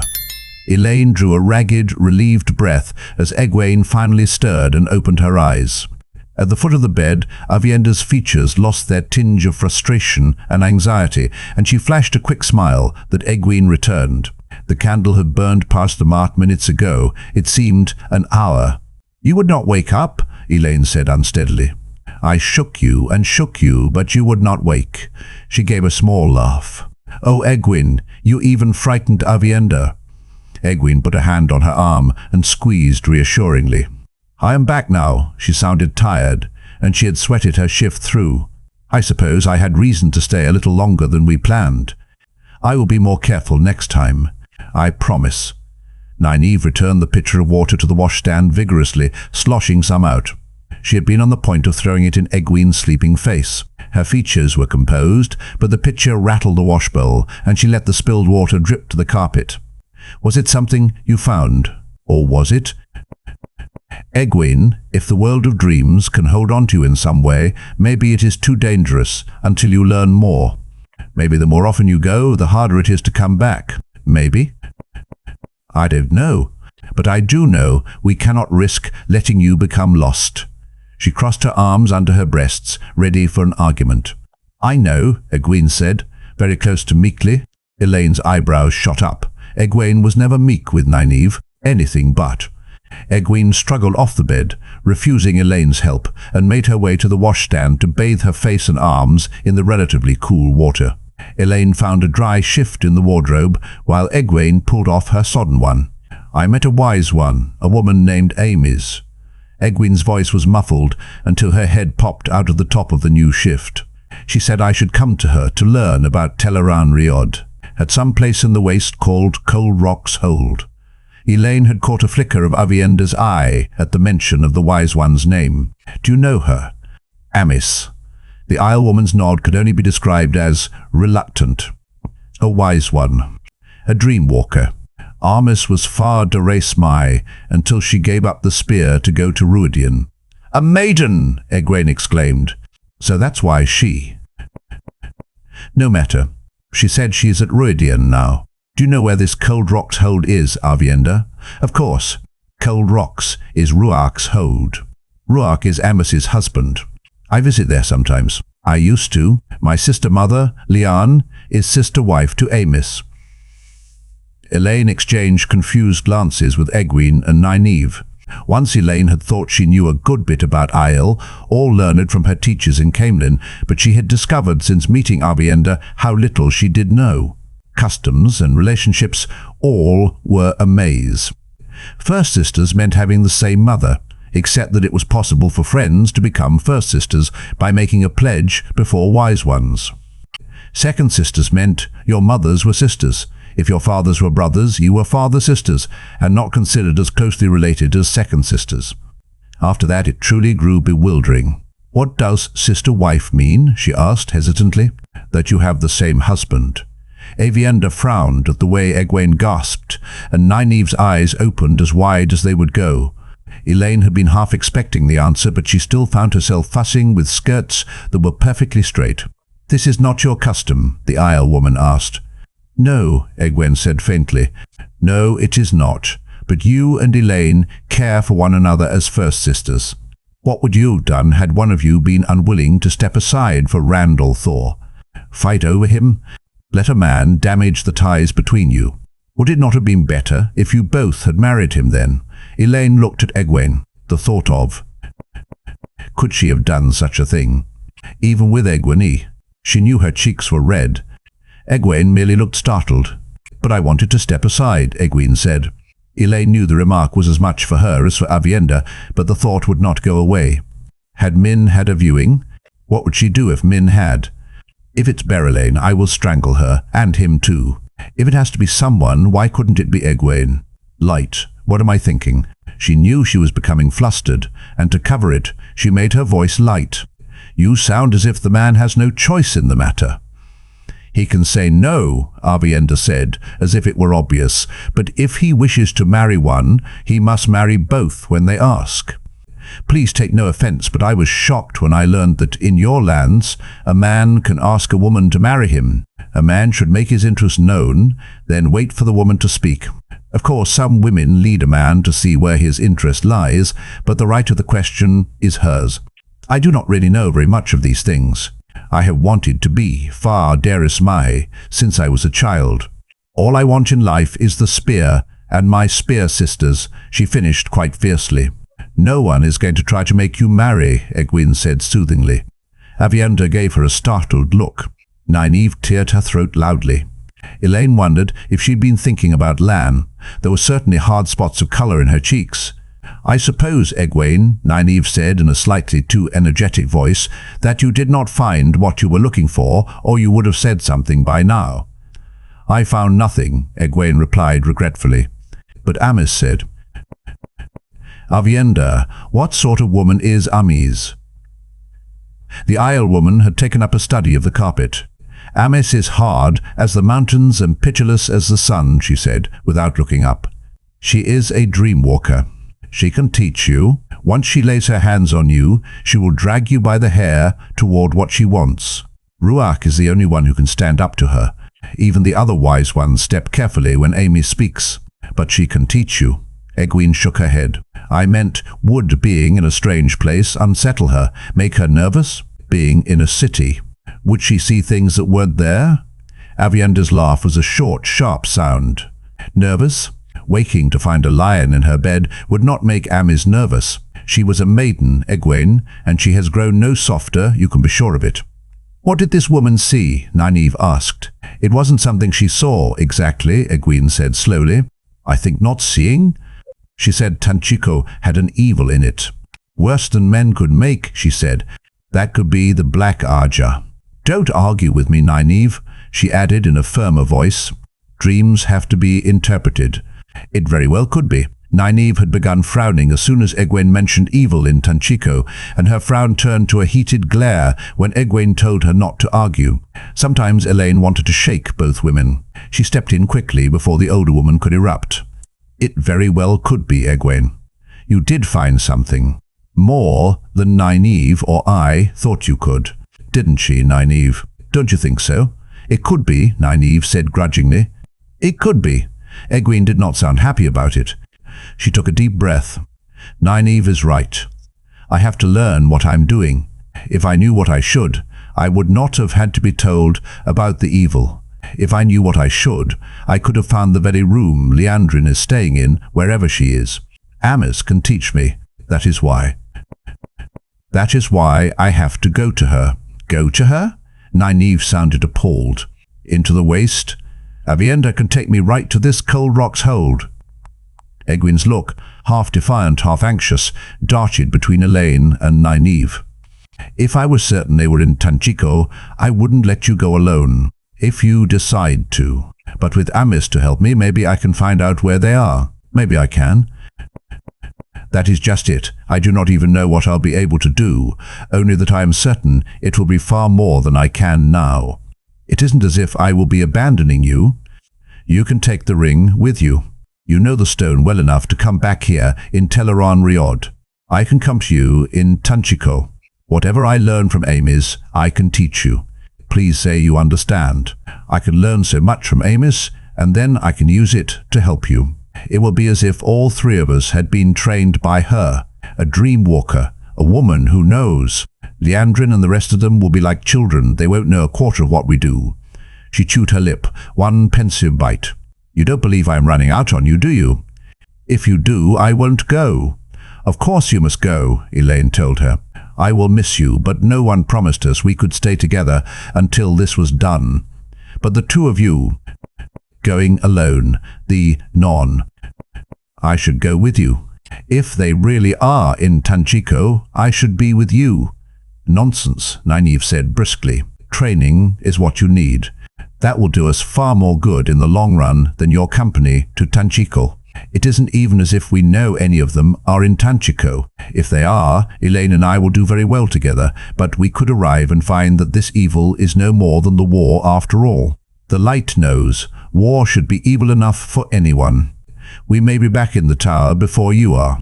You must be careful in the waste, she added in a practical tone. It is a dangerous place.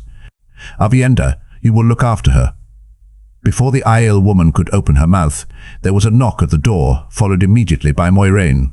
The Aes Sedai took them in with one sweeping look that weighed, measured, and considered them and what they had been doing, all without the twitch of an eyelid to suggest her conclusions. Joya and Amiko are dead, she announced. Was that the reason for the attack then? Nynaeve said. All that to kill them? Or perhaps to kill them if they could not be freed. I've been sure Joya was so confident because she expected rescue. She must have been lying after all. I never trusted her repentance. Not the main purpose, perhaps, Moiraine replied. The captain very wisely kept his men to their posts in the dungeons during the attack. They never saw a single Trolloc or Myrddraal, but they found the pair dead after, each with her throat rather messily cut, after her tongue had been nailed to her cell door. She might as well have been speaking of having a dress mended. Elaine's stomach heaved leadenly at the detached description. I would not have wanted that for them.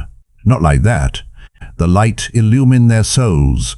They sold their souls to the shadow long ago, Egwene said roughly. She had both hands pressed to her stomach, though. How was it done? Grey men? I doubt even grey men could have managed that, Moiraine said dryly. The shadow has resources beyond what we know, it seems. Yes. Egwene smoothed her dress and her voice. If there was no attempt at rescue, it must mean they were both telling the truth. They were killed because they talked. Or to stop them from it, Nynaeve added grimly. We can hope they do not know that those two told us anything. Perhaps Joya did repent, but I'll not believe it. Elaine swallowed, thinking of being in a cell, having your face pressed to the door so your tongue could be pulled out, and... She shivered, but made herself say, they might have been killed simply to punish them for being captured. She left out her thought that the killing might have been to make them believe whatever Joya and Amiko had said. They had enough doubts about what to do as it was. 3 possibilities, and only one says the Black Ajah knows they revealed a word. Since all 3 are equal, the chances are that they do not know. Egwene and Nynaeve looked shocked.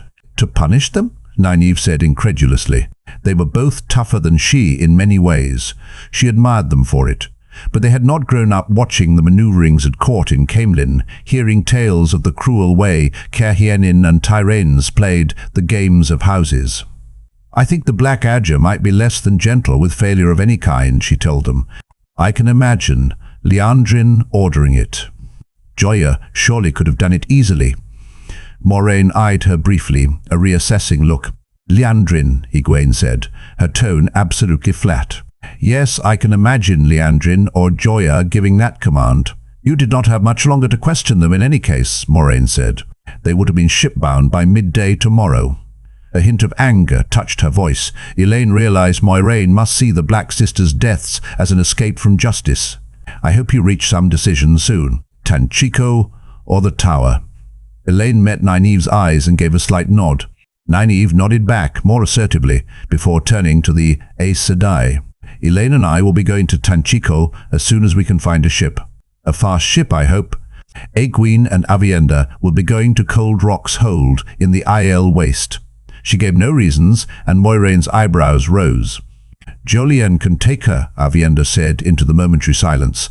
She avoided looking at Egwene, or Sefela, or Bane and Kiad, i.e., I have a thought to go with Elaine and Nynaeve.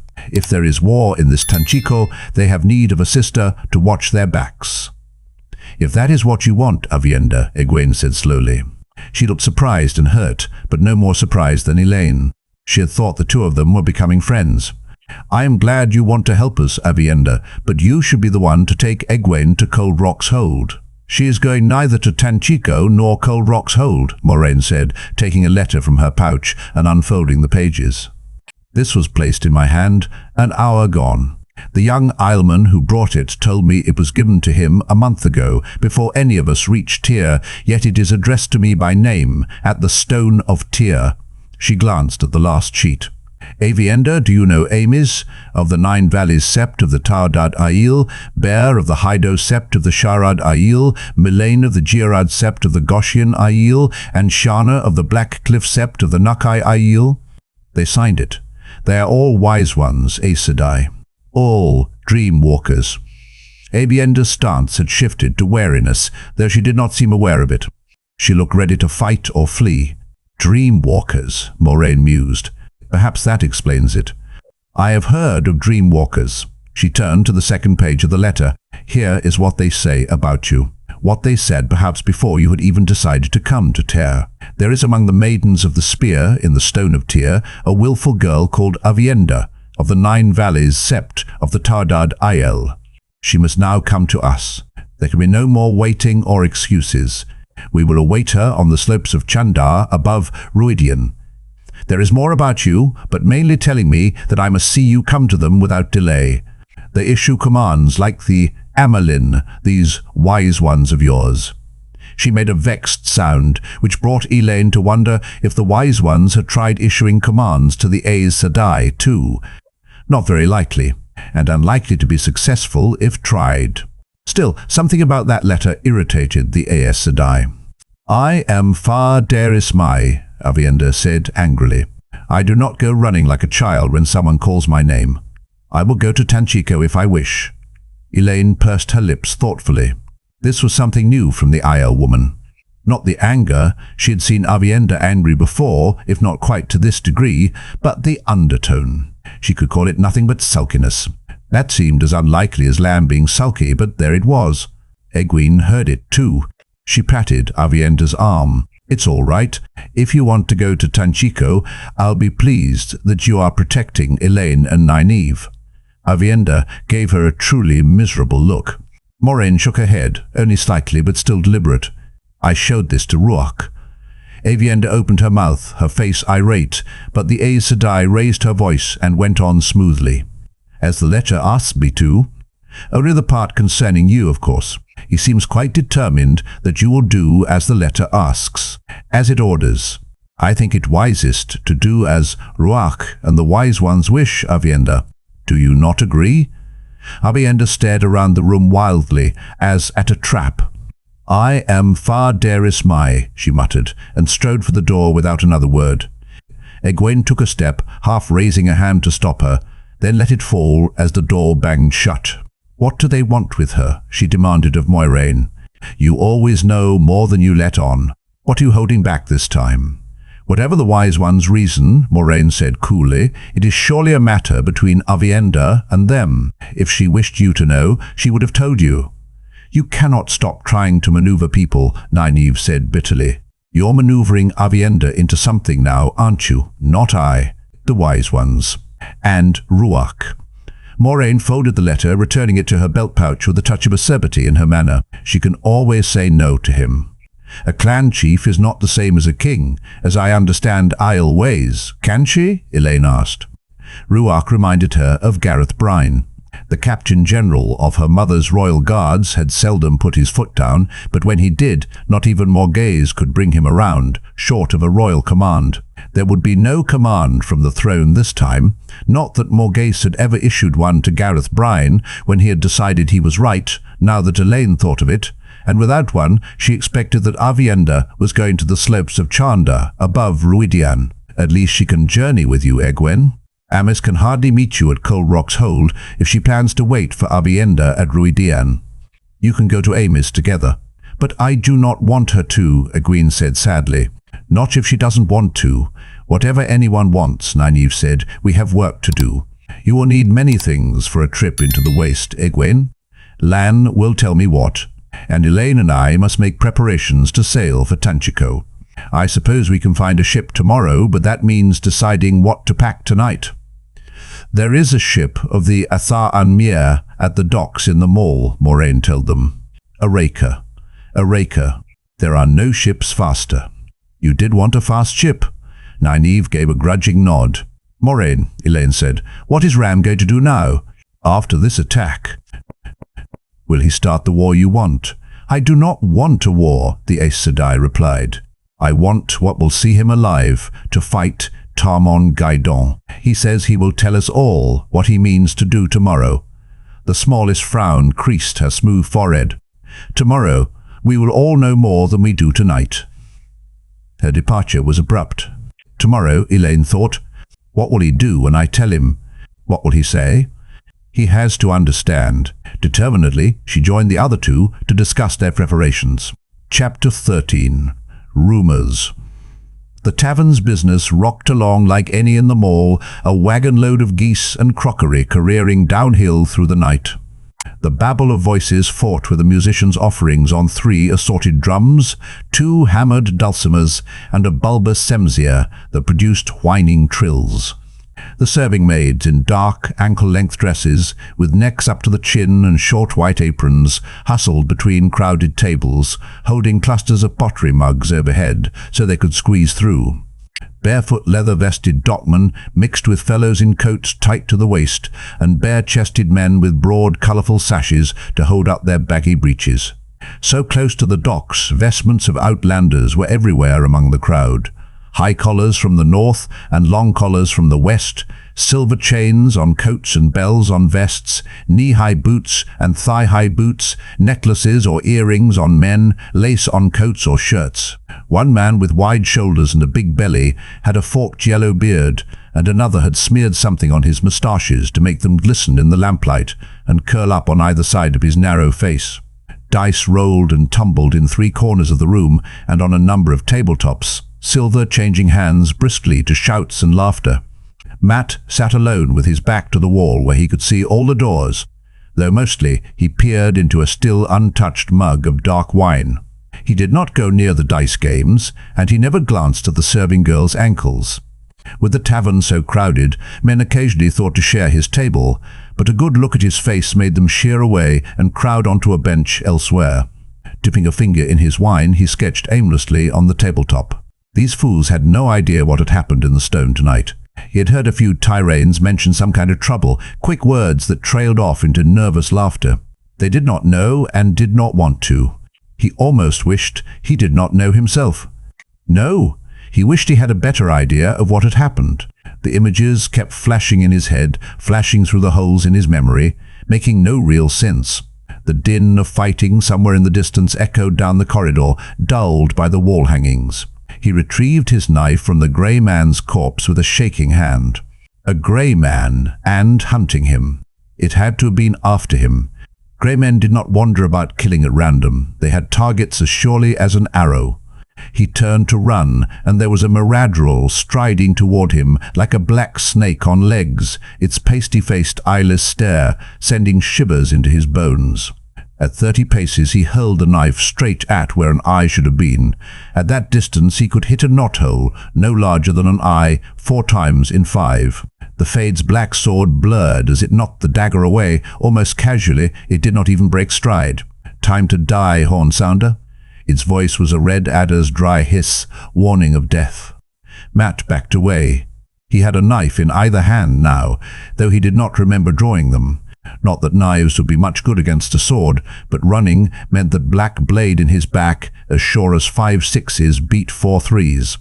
He wished he had a good quarterstaff, or a bow. He would like to see this thing try to deflect a shaft from a 2 Rivers longbow. He wished he was somewhere else. He was going to die here.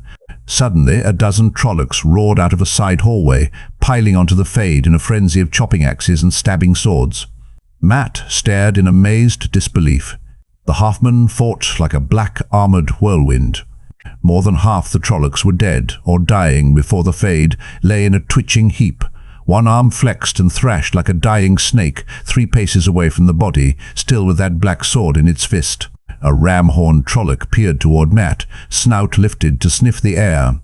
It snarled at him, then whined and began licking a long gash that had laid open mail and hairy forearm. The others finished cutting the throats of their wounded, and one barked a few harsh, guttural words. Without another glance at Matt, they turned and trotted away, hooves and boots making hollow sounds on the stone floor. Away from him.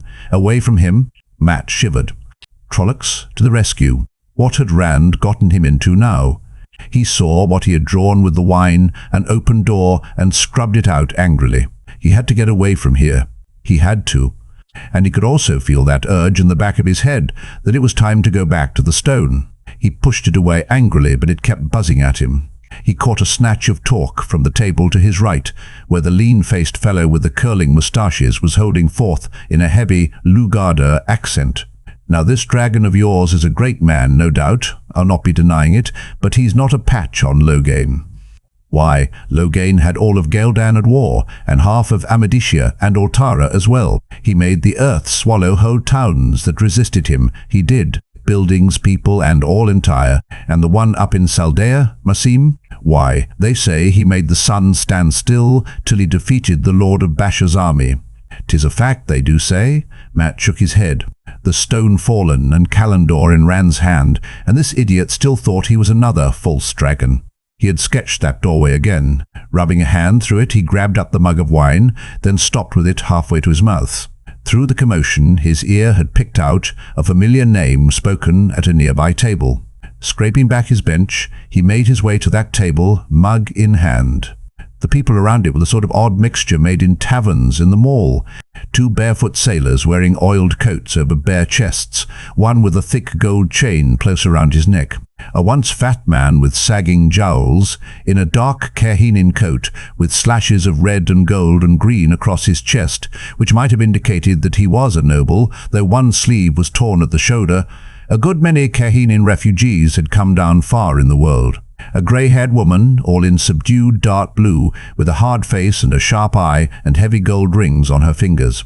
And the speaker, the fork-bearded fellow, with a ruby the size of a pigeon's egg in his ear. The 3 silver chains looped across the straining chest of his dark reddish coat named him a Kandori master merchant. They had a guild for merchants in Kandor. The talk ceased, and all eyes swung to Matt when he stopped at their table. "I heard you mention the 2 rivers." Forkbeard ran a quick eye over him. The unbrushed hair, the tight expression on his face and the wine in his fist, the gleaming black boots, the green coat with its gold scrollwork, open to the waist to reveal a snowy linen shirt, but both coat and shirt heavily wrinkled. In short, the very image of a young noble sporting himself among the commoners. "I did, my lord," he said heartily.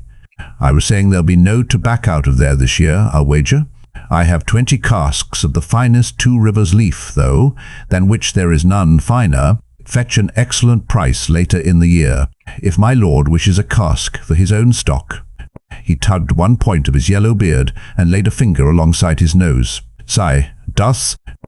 I am certain I could manage to." "You'll wager that, will you?" Matt said softly, cutting him short.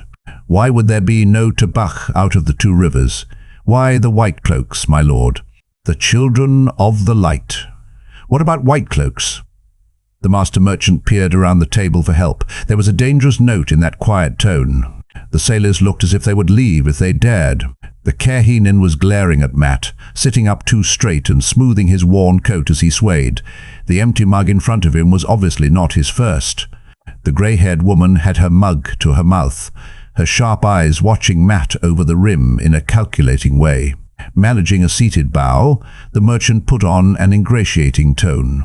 "The rumour is, my lord, that the white cloaks have gone into the 2 rivers, hunting the dragon reborn," it said. "Though of course that cannot be, since the Lord Dragon is here in Tyr."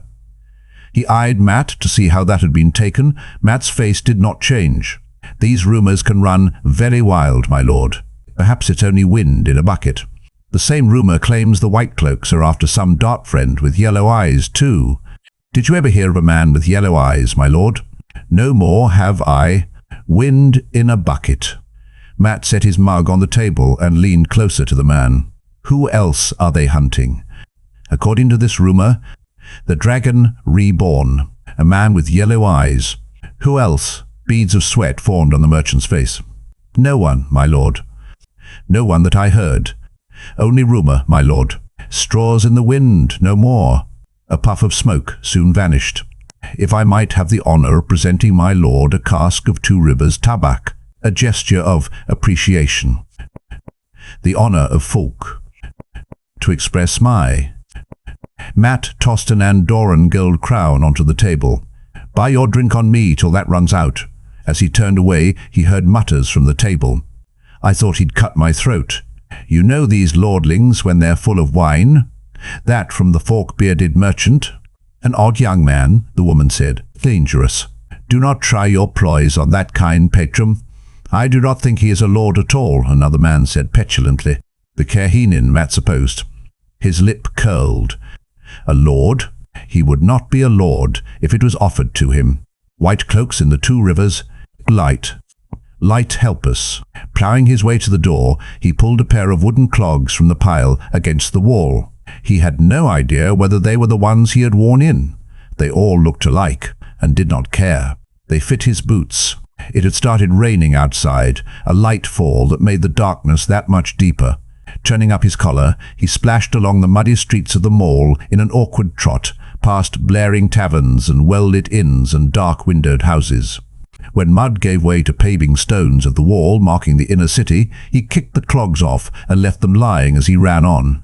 The defenders guarding the nearest gate into the stone let him pass without a word. They knew who he was. He ran all the way to Perrin's room and flung open the door, barely noticing the splintered split in the wood. Perrin's saddlebags lay on the bed, and Perrin was stuffing shirts and stockings into them. There was only one candle lit, but he did not seem to notice the gloom. "You've heard then," Matt said. Perrin went on with what he was doing. "About home. About home, yes. I went down to sniff out a rumor for Fail. After tonight, more than ever, I have to get her." The growl, deep in his throat, made Matt's hackles rise. It sounded like an angry wolf. "Ben, you matter. I heard. Maybe this will do as well." "As well as what?" Matt wondered. Matt wondered. "You believe it?" For a moment Perrin looked up. His eyes gathered the light of the candle, shining a burnished golden yellow. "There doesn't seem to be much doubt to me. It's all too close to the truth." Matt shifted uncomfortably. "Does Rand know?" Perrin only nodded and went back to his packing. "Well, what does he say?" Perrin paused, staring at the folded cloak in his hands. He started muttering to himself. "He said he'd do it. He said he would. I should have believed him. Like that. It made no sense. Then he grabbed me by the collar and said he had to do what they don't expect. He wanted me to understand, but I'm not certain he does himself. He didn't seem to care whether I leave or stay. No, I take that back. I think he was relieved I'm leaving." "Boil it down and he's not going to do anything," Matt said. Light with Calendor, he could blast 1,000 white cloaks. You saw what he did to those bloody Trollocs. "You're going, are you? Back to the Two Rivers? Alone? Unless you are coming too." Perrin stuffed the cloak into the saddlebags. "Are you?" Instead of answering, Matt paced back and forth, his face in half-light and shadow by turns. His mother and father were in Emon's field, and his sisters. White cloaks had no reason to hurt them. If he went home, he had the feeling he would never leave again, that his mother would marry him off before he could sit down. But if he did not go, if the white cloaks harmed them, all it took was rumor for white cloaks, so he had heard. But why should there be any rumor about them? Even the Coplins, liars and troublemakers to a man, liked his father. Everyone liked Abel Cauthon. "You don't have to," Perrin said quietly. "Nothing I heard mentioned you. Only Rand and me." "Burn me, I will gee!" He could not say it. Thinking of going was easy enough, but saying he would? His throat tightened up to strangle the words. "Is it easy for you, Perrin? Going, I mean. Don't you, W. Welf, to bake Undry? Feel anything? Trying to hold you back? Telling you reasons you shouldn't go? 100 of them, Matt, but I know it comes down to Rand and Tavern. You won't admit that, will you? 100 reasons to stay, but the one reason to go outweighs them. The White Cloaks are in the Two Rivers, and they'll hurt people trying to find me. I can stop it if I go. Why should the White Cloaks want you enough to hurt anybody? Light, if they go asking for somebody with yellow eyes, nobody in Eamon's field will know who they're talking about. And how can you stop anything?